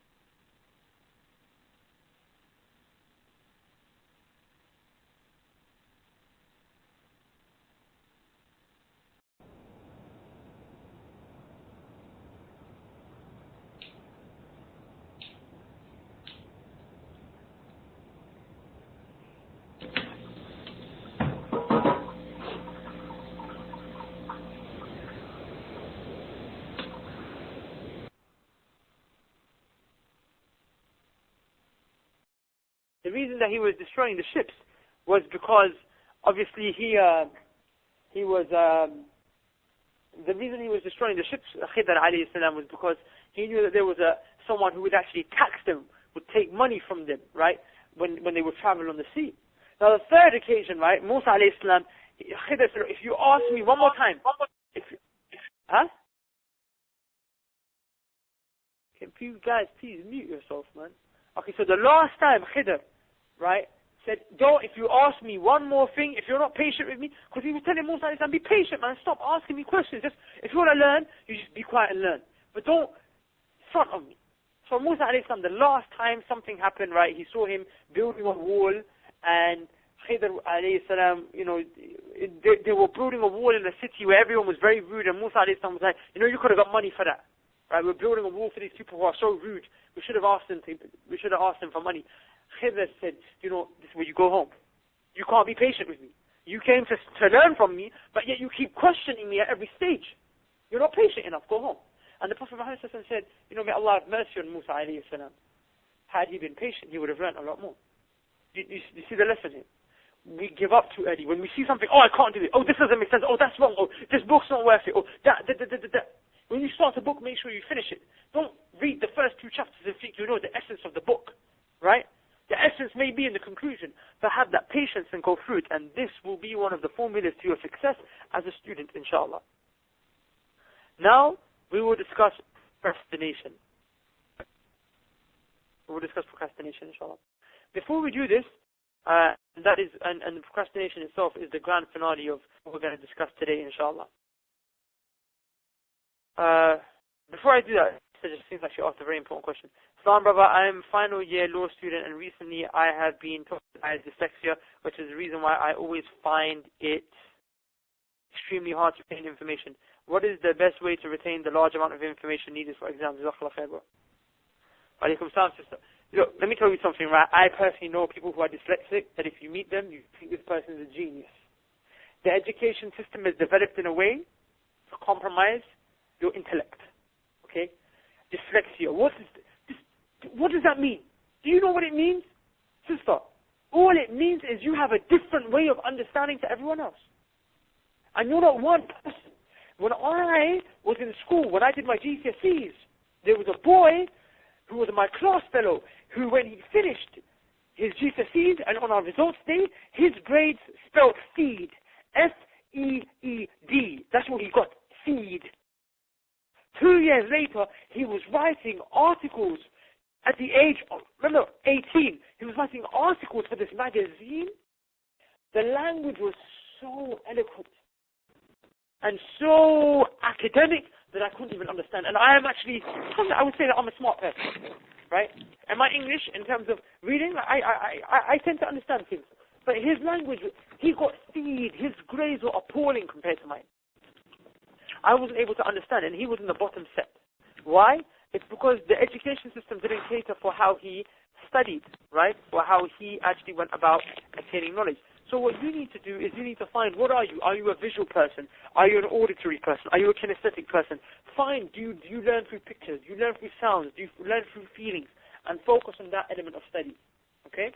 There was a guy, if you email me, if you find me on Facebook, sister, facebook.com/Dawahman, DAWAHMAN, I'll put you in touch with a brother that actually helps you, that helps people who have been told they're dyslexic, because you're not dyslexic. It's just a label that's been given to you, and shows them how they can overcome it. Just by understanding the way in which your mind suits taking knowledge. Don't ever let anyone tell you that. Seriously, don't ever let anyone tell you that, sister. Okay? So look, inshallah, before we go to the last part, which is procrastination, which is the part, there's about a few people that have just logged off, unfortunately. Majority of you are still online, but those who have are really going to miss out, because this is the main part, procrastination. Right? But before we go into that, I just want to direct you guys to something, inshallah. I would like you guys to go to www.dawahman.com, DAWAHMAN.com. That's my website, and just subscribe there with your email address and your name, inshallah. When you do that, you will get weekly subscriptions from myself, inshallah, and undoubtedly there will be things that will benefit you. I do weekly videos and inshallah articles and so on and so forth. I also have courses, mostly pertaining to da'wah, But inshallah, in the summer, I will be doing an intensive students course, right? We'll be discussing all these concepts in a lot more depth, inshallah. So please go to www.dawah,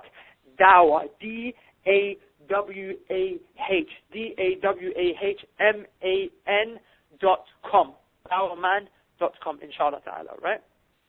And also go to my Facebook page if you don't have it, which is facebook.com/dawahman, DAWAHMAN. That way you can keep up to date with me, inshallah ta'ala, and all the work that I do. And if there's any questions that I can't answer today, perhaps if you post them on the post that is up there right now, on the status that I've just posted up, inshallah, earlier, then I can, inshallah, try and answer them there. So let's discuss procrastination, and then we can, inshallah, come to an end. Now, firstly, you need to understand, Ibn Qayyim al-Jawziyah rahimahullah said the majority of people in Jahannam will be people who procrastinate. People will enter Jahannam mostly, if you look at the Quran, if you go and read the Quran and you see the cries of the people in Jahannam, mostly they are actually saying that we are here because we procrastinated. Why? Because what do they keep saying? They keep saying, Ya Allah, send me back so I can do one more good deed. Send me back one last time. These are the cries. These are the cries and the shrieks of these people, right? Because they delayed that good deed. They delayed that good deed. They delayed that ajr that they could have attained. They were persistent in their delay of that. And that is what ultimately caused them to fail and end up in Jahannam. So Ibn Qayyim al-Jawziyah rahimahullah is indicating that procrastination is a trait of the people of the hellfire. So you need to understand that firstly. But then again, it's in our nature to procrastinate to some degree. So there is a science over how to overcome it. Now you need to understand that there are two things that function our life. Pain and pleasure. Pain and pleasure. Okay? We either do things to gain pain, we either do things to gain pleasure, or we do things to avoid pain. Or we don't do things to gain pleasure, or we don't do things to avoid pain. Make sense? Pain and pleasure are the twin powers that govern our life. Which is why Allah subhanahu wa ta'ala, He didn't just say, look, right, worship. Allah subhanahu wa ta'ala added the incentive there of Jannah and the incentive of staying away from Jahannam. And no, pleasure wouldn't have been enough for Allah subhanahu wa ta'ala to just say, hey, there's going to be Jannah at the end of this. No, that won't be enough. Because Allah knows the nature of man is to procrastinate, and the majority of us would probably have procrastinated and not done anything. So Allah has to have the element of pain in there. And the fact of the matter is that we will do more to avoid pain than we will to gain pleasure. Okay? Now, how does this apply to your studies? Now, this is mainly for the brothers who play Call of Duty and FIFA, right, on PS3. This will ring bells with you, inshallah. Say your coursework deadline is, say it's Monday, and you've just been given your coursework. And the deadline is when? The deadline is next week, Friday. So you've got, in essence, like 12 days to do the work. Now, the day that you go home, ideally you should start on the day you go home. You know, every little helps. We said work, consistency. Consistency is the key. Do a little bit, do a little bit, do a little bit, do a little bit, do a little bit, do a little bit. Every day, 20 minutes, hour. And then, maybe next week, do an hour. And then before you know it, you finish the work 2 days, 3 days in advance. But you're not going to do that. Why? Because that night, going home and spending just 20 minutes, that night, going home and spending just a miserly 20 minutes on your coursework is too painful. It's too painful. It's a lot more pleasurable to spend that 20 minutes playing a game of FIFA. And this is the pattern throughout the week. Now, 2 or 3 nights, or sometimes the night before your coursework is due, the poles, they shift. And that night, when you know your coursework is in tomorrow, it becomes too painful to play FIFA. Doing the work is not painful anymore. Doing FIFA is painful. Playing FIFA is painful. And doing the work is something that will bring you pleasure. Because why? You know that it's extremely painful to fail. You have to do the year again, or you'll disappoint your parents, or whatever, right? So this is what you need to understand. You're doing things based on what causes you pain, and what brings you pain and what brings you pleasure. And you're not doing things on that basis. Just by you understanding that will help you understand why you procrastinate. Okay, now how to solve procrastination. Well, what you need to do is you need to associate high levels of pain with that thing that you're doing when you procrastinate. So on that night when you're playing on the FIFA and you're actually getting pleasure, you need to associate pain with that. And the best way to do that is to have a reminder there. Something that will remind you of the pain that FIFA will cause you. What I would advise all of you to do, and do this, is basically on a piece of paper, write down the pain that you will be caused if you did not do your work properly. Write down the pain that you will be caused, the pain that you will feel, I'm very bad grammar, the pain that you will feel if you fail, if you did not do what you were supposed to do with your exams. And then write down the pleasure that you will attain if you did actually achieve what it is that you set out to achieve with regards to your studies, inshallah. And read this every day.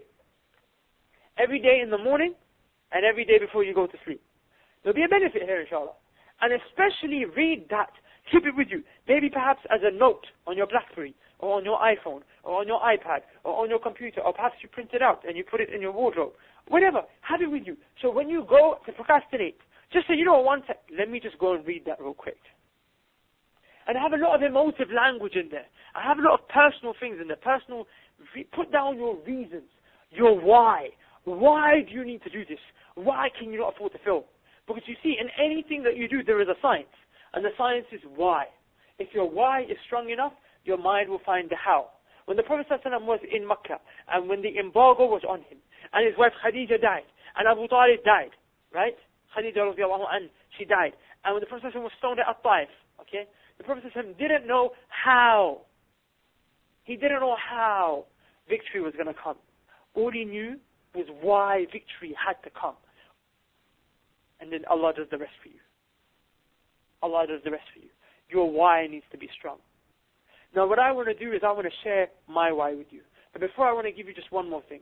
If you find that you don't have a strong enough why, even after you try, then you know what? You need to get yourself in the right environment. You need to get yourself in the environment of those who have why. Start hanging around. You know what? Don't go and revise with that friend of yours that's got the that is lacking a why just like you. Go and find that friend or someone to study with, right? Or take advice from, or be in their company. That individual that has a very strong why. That guy or girl who's getting the first. Obviously, brothers don't go to the sisters. Sisters don't go to the brothers, right? Don't do that. Astaghfirullah, say Allah. Because people do this. I'm going to go revise with the sister because she's doing well in class, and vice versa. Come on, it's a trick of shaitan. Do your own thing, inshallah, right? Go to your own genders. Go to these people and sit in their company, sit in their presence. Or just be around them for lunch, see what they do. And just follow them. Of course, don't distract them. Suddenly you'll find that your standards and your values begin to change. Now, I want to give you my personal why, so you get a bit of an idea. And those of you, I know some of my students are logged on, they should be very familiar with my why. Why I'm able to, of course, I would be lying if I told you that I didn't procrastinate. I'm a human being. There are times, but I have to be able to fight that procrastination. Okay? And the way I do that is by remembering my cause and my purpose. Of course, it is to worship Allah. How I thought my purpose is to worship Allah? It's through the da'wah. When I see the ummah suffering, okay, I see the Muslims, we have failed. I see our brothers and sisters suffering all around the world. Forget that. Our brothers and sisters are suffering on our soil. We have sisters in the West, okay. Just the other day, a brother told me, a sister who's practicing, she prays 5 times a day, was raped in this country, in the UK. One of many. She's a sister, not a loose girl. We know what happens with the loose chicks. Some of our sisters who are not practicing, unfortunately, they do not feel confident enough to leave their house, right? Without wearing makeup, lipstick, etc., so on and so forth. They can't actually go out the doors. Brothers, we're talking about the highest delinquency rate in this country is amongst men, right? These are problems that the ummah is suffering, and it deeply hurts me. The only way to solve these problems is through da'wah. Okay? Allah subhanahu wa ta'ala, the Prophet said in a Sahih narration, it is through this book, referring to the Quran, that Allah, He raises nations. And it's through this book that Allah, He lowers them. So when we were with the Quran, Allah, He raised us. Now that we have left the Quran, Allah, He lowered us. So clearly the solution is refer back to the Quran so we can be raised again. And what is the vehicle that will take us back to the Quran? It is da'wah. Through dawah, we will return back to the Quran, Muslims and non-Muslims alike. Muslims and kuffar alike. Muslims by name and Muslims not by name alike. And that is the mechanism that we use. But why did I decide to go into the academic side of things? Because you see, as I mentioned to you, that there was an age when Muslims were the smart ones, the academics, in philosophy, science, mathematics, logic, tafsir, fiqh, hadith, whatever, history. Man, it was the Muslims that were leading. If you only study what we have done, there was a book out there called 1001 Inventions by Muslims. 1001 Muslim Inventions. This book recently came out. It will show you how the majority of what the world's technology runs on today was invented by Muslims. The majority, if not everything. For example, camera. We invented the concepts of camera. Soap, shampoo. If it wasn't for Muslims, people would be out there living life in a corrupt fashion. Queen Elizabeth was bald as a coot. She didn't have a single hair on her head. Why? Because she didn't know how to bath. No shampoo, no nothing, no face wash, no soap. She didn't have no teeth because she couldn't brush her teeth. Muslims, we introduced all of these things. And today, what are we? The highest delinquency rate in the United Kingdom is amongst me and you. Us. Right? Tom Holland, he made that documentary saying the Prophet ﷺ didn't exist. He went and did a debate with a Muslim. And if you can actually see this video on YouTube, it hurts my heart to repeat it to you, man. But Tom Holland, when he did this debate, every single person who was entering would be stopped and searched. Metal detector, search, stop and search, another metal detector. Look at the fear that has been instilled in this man's heart. He's coming to debate a Muslim, but he feels like his life is at risk. Now, you might actually be sitting there thinking, yeah, see, that's what we do. You insult the Prophet, and this is what we're going to do to you. Stop, you should shut your mouth, man. Forgive me for being abrupt with you. No, I don't apologize there. Because Muslims, we need to appreciate it. Shut your mouth. Don't talk like that. Don't talk like that. Why? Because when you talk in such a fashion, it shows you've already been defeated. If you go to Surah Al-Hud, Allah SWT tells us about Nuh alayhi salam. See, the people of Nuh alayhi salam, they came to him and they said, Nuh, we have debated you. And you have been persistent in your debate against us. You have beaten us in your debate. Now we're done. Whatever. Send down a punishment. And then they became aggressive. So the prophets were always ready to debate. The academics, the sheikh, the shuyukh, the prophets, the anbiya, the sahaba, they always said, what? The prophet doesn't exist? Come, let me teach you, little man. Hey, little boy, come, let me teach you. Step to the podium. Let me humiliate you. Let me teach you. The knowledge is with us, alhamdulillah. But today, we can't say that. We can't boast that. We can't boast we have that knowledge. Why? Because we don't. We resort to delinquency, violence and aggression. The same way with Musa alayhi salam and Fir'aun. When Musa alayhi salam goes to Surah Ash-Shu'ara and read the conversation, that Musa walks into Fir'aun's court and he's debating with him. And Musa alayhi salam is beating him and Fir'aun says, I will throw you in jail. Because he'd lost. So when we behave in that fashion, we've lost. And we forget that we were the minds of the world with the permission of Allah. And that's what we're trying to work back towards. And even though I do da'wah, the reason why I wanted to focus on doing this webinar with you guys is because academics is something that is very important and we need to take seriously. And why have I kept repeating myself? And I said, look, if you're doing a degree that you found that the principles I've taught you are not applicable to, or you're just not enjoying, then quit right now. Just give it up and do something else. Because the ummah needs you to use your mind in some way you can benefit, somewhere you can excel, and you can find a way. Allah has made everyone for a reason and given a gift to every single person. Inshallah. He's Al-Wahhab. Ask him many gifts. Find that area in which you can excel, inshallah, and be a benefit to the ummah. We need minds. We don't need brawns in this day and age. Of course, to some extent we do. But the fact of the matter is that to get to that point A and B, we need to know how to do it. And the way we do that is by using our mind. And that, for you, my brothers and sisters, is a why. So that is why you can see I'm able to get up after Fajr, stay awake, put my work in. Because I actually have a cause. And that's how I'm able to fight procrastination. Even though I don't actually know if there is, in this day and age, it's very hard to find a human being that can completely beat procrastination. Right? It's very hard to find someone that can do that. And I'm not saying I can. But this is why I'm personally able to battle procrastination on a decent level, alhamdulillah. Okay? So now, inshallah, what we're going to do is we're going to open it up to question and answer, inshallah. The brother from Focus, Akhi, inshallah, if you want to pick up the question.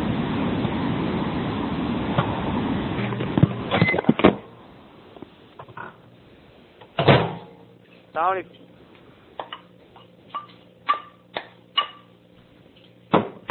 Ya akhi.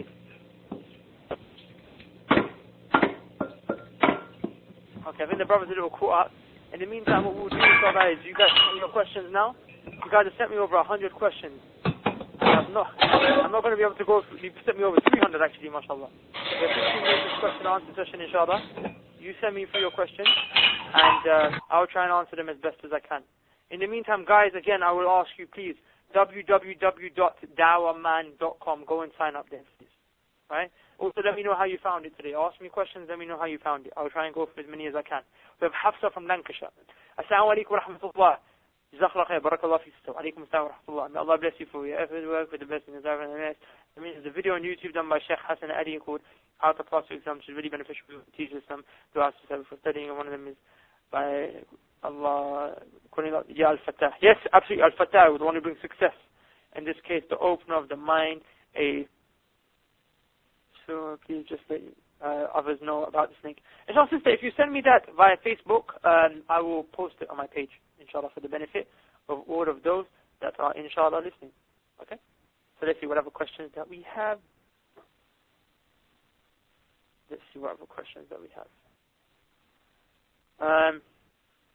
Confused at confused.hotmail.com. Please answer. Studying at the library makes it very difficult to pray, as there are no prayer facilities anywhere in the area, no mosque or anything, but that's the only place I concentrate. Studying at home gets me very distracted, but I can pray with ease. What do you suggest?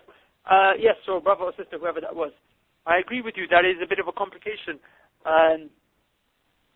which is why what I was doing was I would go to the library for an hour, I'd come back home, walk home, pray. That would waste 45 minutes.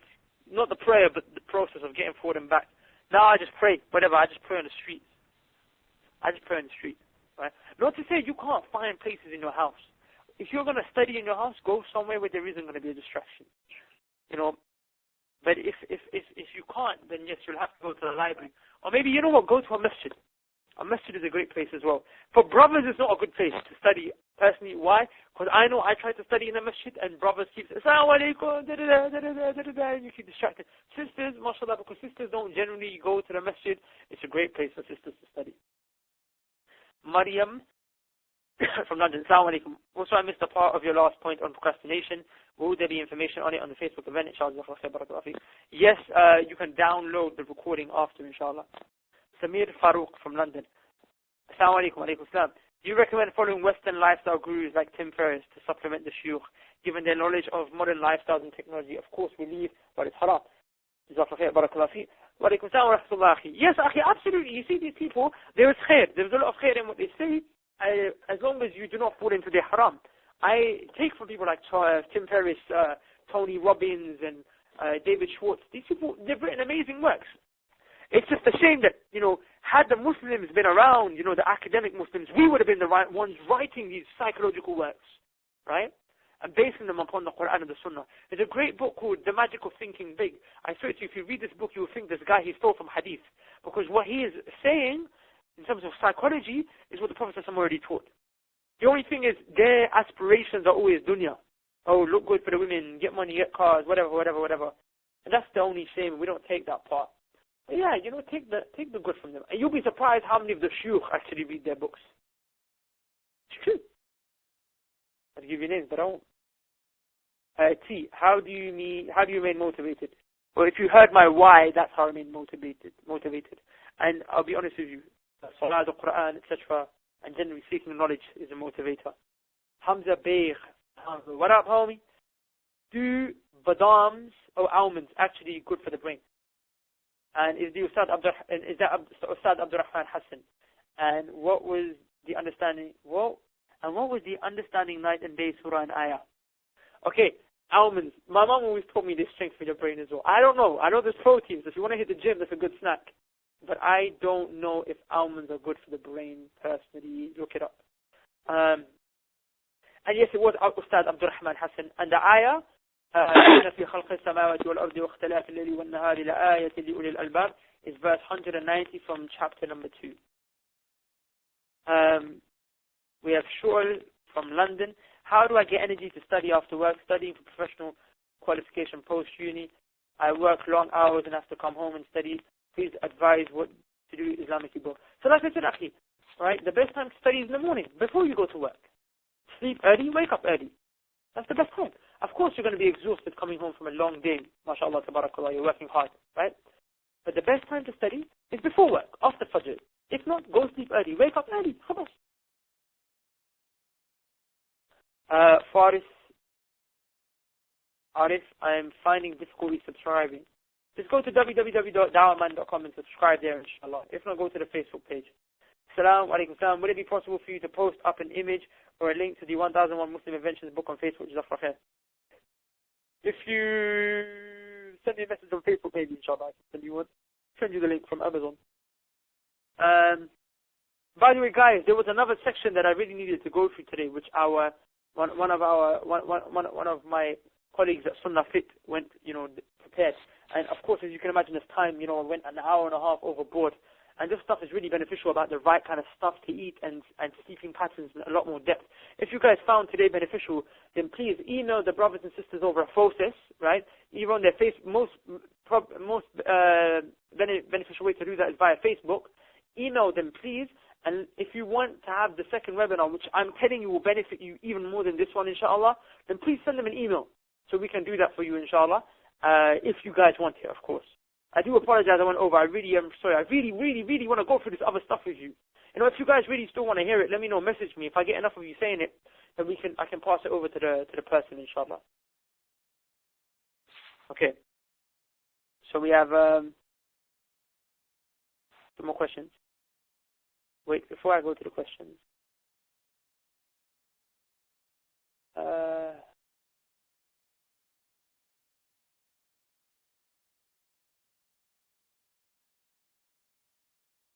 Okay. Let's see. Bare questions, bro. Okay, Salam, would it be possible? Okay. Please answer. Studying at the library makes it very difficult to pray. I answered that question. Oh, wait. Very difficult to pray as there are no prayer facilities, no mosque or anything. Studying at home gets distracted, but I can pray with ease. What would you suggest? I think I answered that. I said go to the masjid and pray. Food, London. Salam. Walaikum salam. How does one effectively utilize their time if they find that all the activities during the day have been deleted? How does one effectively utilize their time if they find all the activities during the day have been deleted? I don't understand the question. What if it takes you ages to get sleep? Read Quran before you go to sleep. And tire yourself. If you've worked hard enough, you will exhaust yourself, inshallah, and it will be easier for you to go to sleep, inshallah. What advice do you have for dissertation?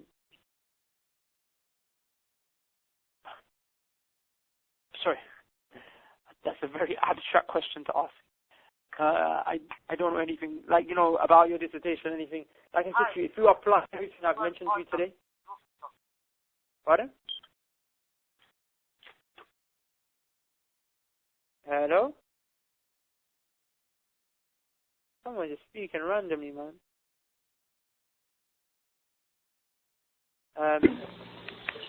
Yeah. So if you apply what I've said to you so far, it will benefit you. So it will be possible to listen to the webinar again somehow. Yes, you can get the recording after I'm done, inshallah. Zain Muhammad from Birmingham. Assalamu alaikum wa alaikum salam. Is it better to study in a group or alone? Jazakallah khair. Group study is good. Like if you're doing the discussions, like I said to you, just make sure it's structured and you don't have idiots that are going to distract you and not be serious about the work. Otherwise, independent study is good. Also study from a teacher. Asia from London. Islam, brother, I have an issue where I lack confidence in myself to perform one of these exams coming up because I didn't do so well in my exams before. I changed now how I revise for the exams and I think it would be better. How can I not let my previous bad experience hinder my confidence for this time around? Sister, when we get stuck in the past, it's actually a disease of the mind. Right? What you need to do is you need to focus on your immediate successes. Now, you said you've changed your revision and you feel more confident with regards to what you're doing now. So what I would advise you to do, inshallah, is look at your small successes that you've had up to now.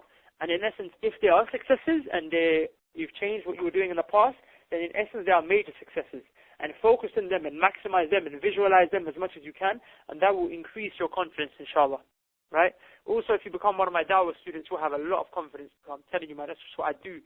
I take you inside out, I flip your confidence, and then you start giving Dawah to big level people, and then suddenly it's like, BAM! Where did all that confidence come from? Zara from London. I pray in my library, no one cares, please pass it on. Likewise, Ammar from Croydon. Is it possible to memorize Quran while at uni? Yes, absolutely. Half an hour before Fajr, best time to memorize. Listen through. I mentioned this earlier. Umayma from Manchester. Is studying late in the night productive? As I said, memorizing at night is very productive. Also, studying is good. The best time I personally study is right after Fajr, inshallah. Ahmed from London. Can someone use haram money to gain education? No, not at all. Never. I'm not passing a fatwa because I'm not qualified to. But that question is common sense. That's like saying, am I allowed to pray if I'm tired? Right. I'm not passing a fatwa to make it okay. I'm not a scholar, I'm not a sheikh, I'm not a person of knowledge.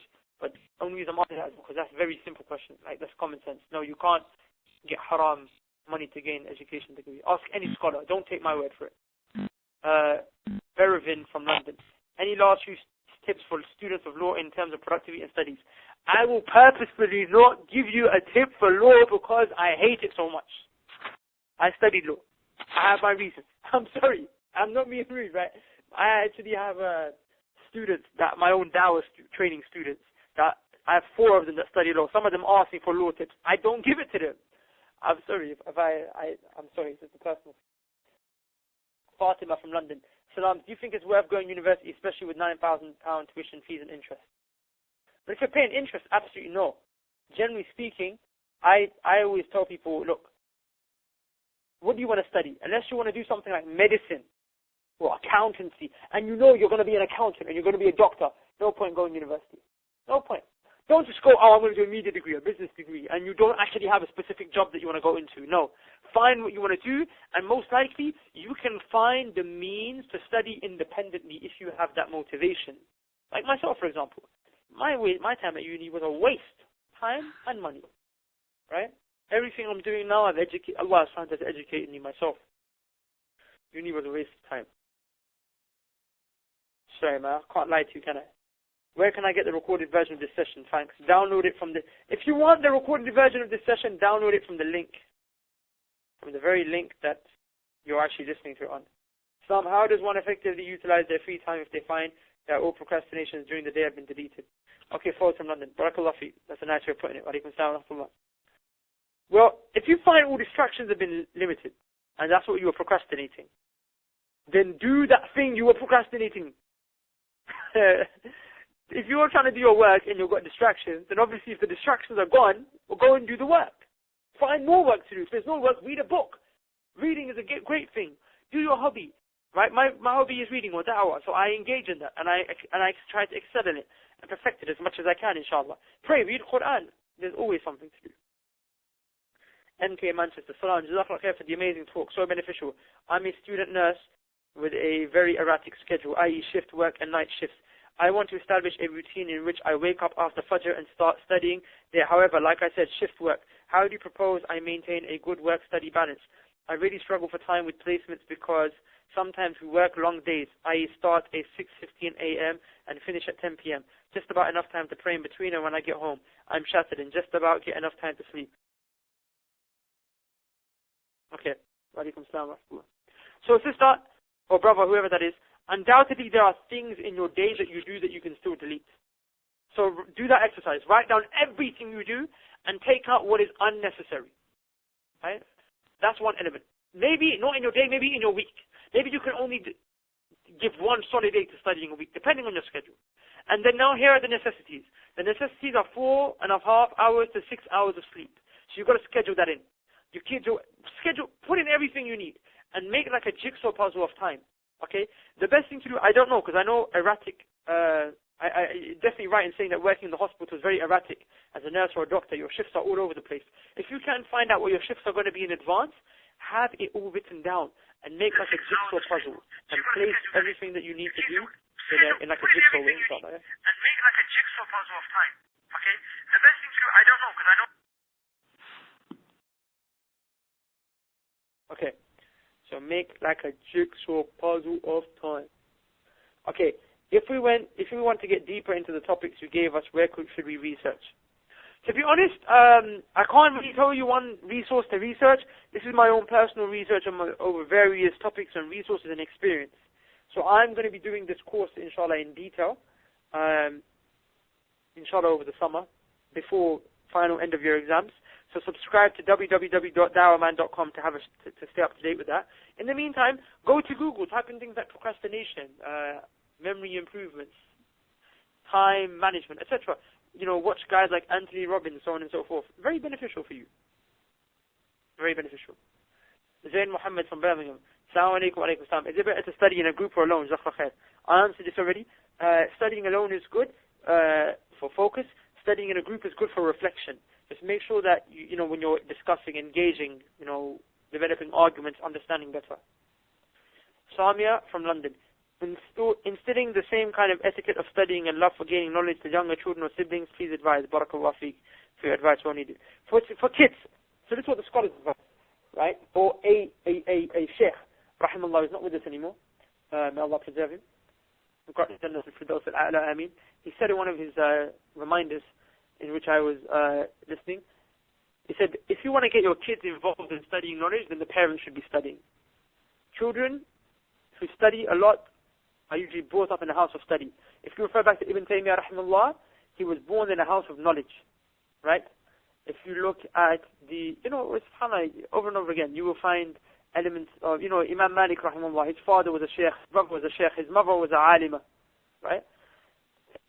Imagine, my father, he had me reading, he made me read the entire dictionary at the age of 5 and 6, and he had me reading Sherlock Holmes when I was 7. I never enjoyed it, but he got me into the mode and made it, there for me. I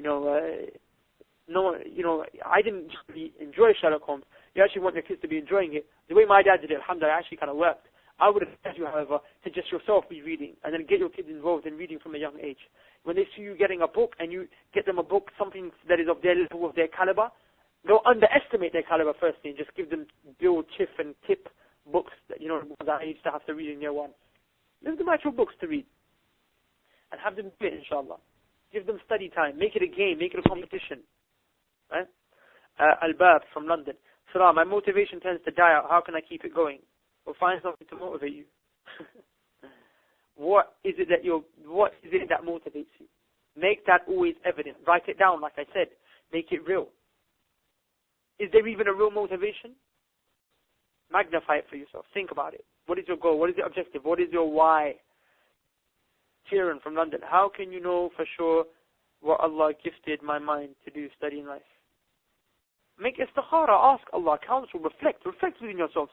We don't spend time alone. We think, we don't reflect to find out what we are here for, what we're doing, what our strengths, what our weaknesses are. What do you enjoy? What do you excel in? What do you enjoy? These are questions you've got to ask yourself, but through deep reflection and thinking and personal evaluation. Salam, why is it not recommended to sleep after Asr? The Prophet ﷺ said there was a reason for it, but I've forgotten the hadith, so you have to forgive me. Okay, Zain Muhammad, Islam, from Birmingham. Is it better studying in a group or studying alone? I think I've answered this question a few times. So guys, you just have to hold on to the line for a second. One second.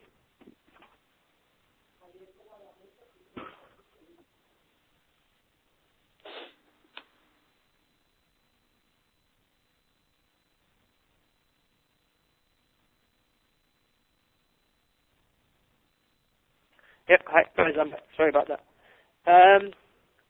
We have, okay, hold on. What we'll have to do is have to bring it to an end, because we've gone on. If you guys have any more questions, like I said, subscribe at www.dawahman.com, inshallah, and go to my Facebook page, facebook.com/dawahman. I would love to hear how you guys found it, inshallah. And, I would leave you there. May Allah bless you all. Remember the du'as.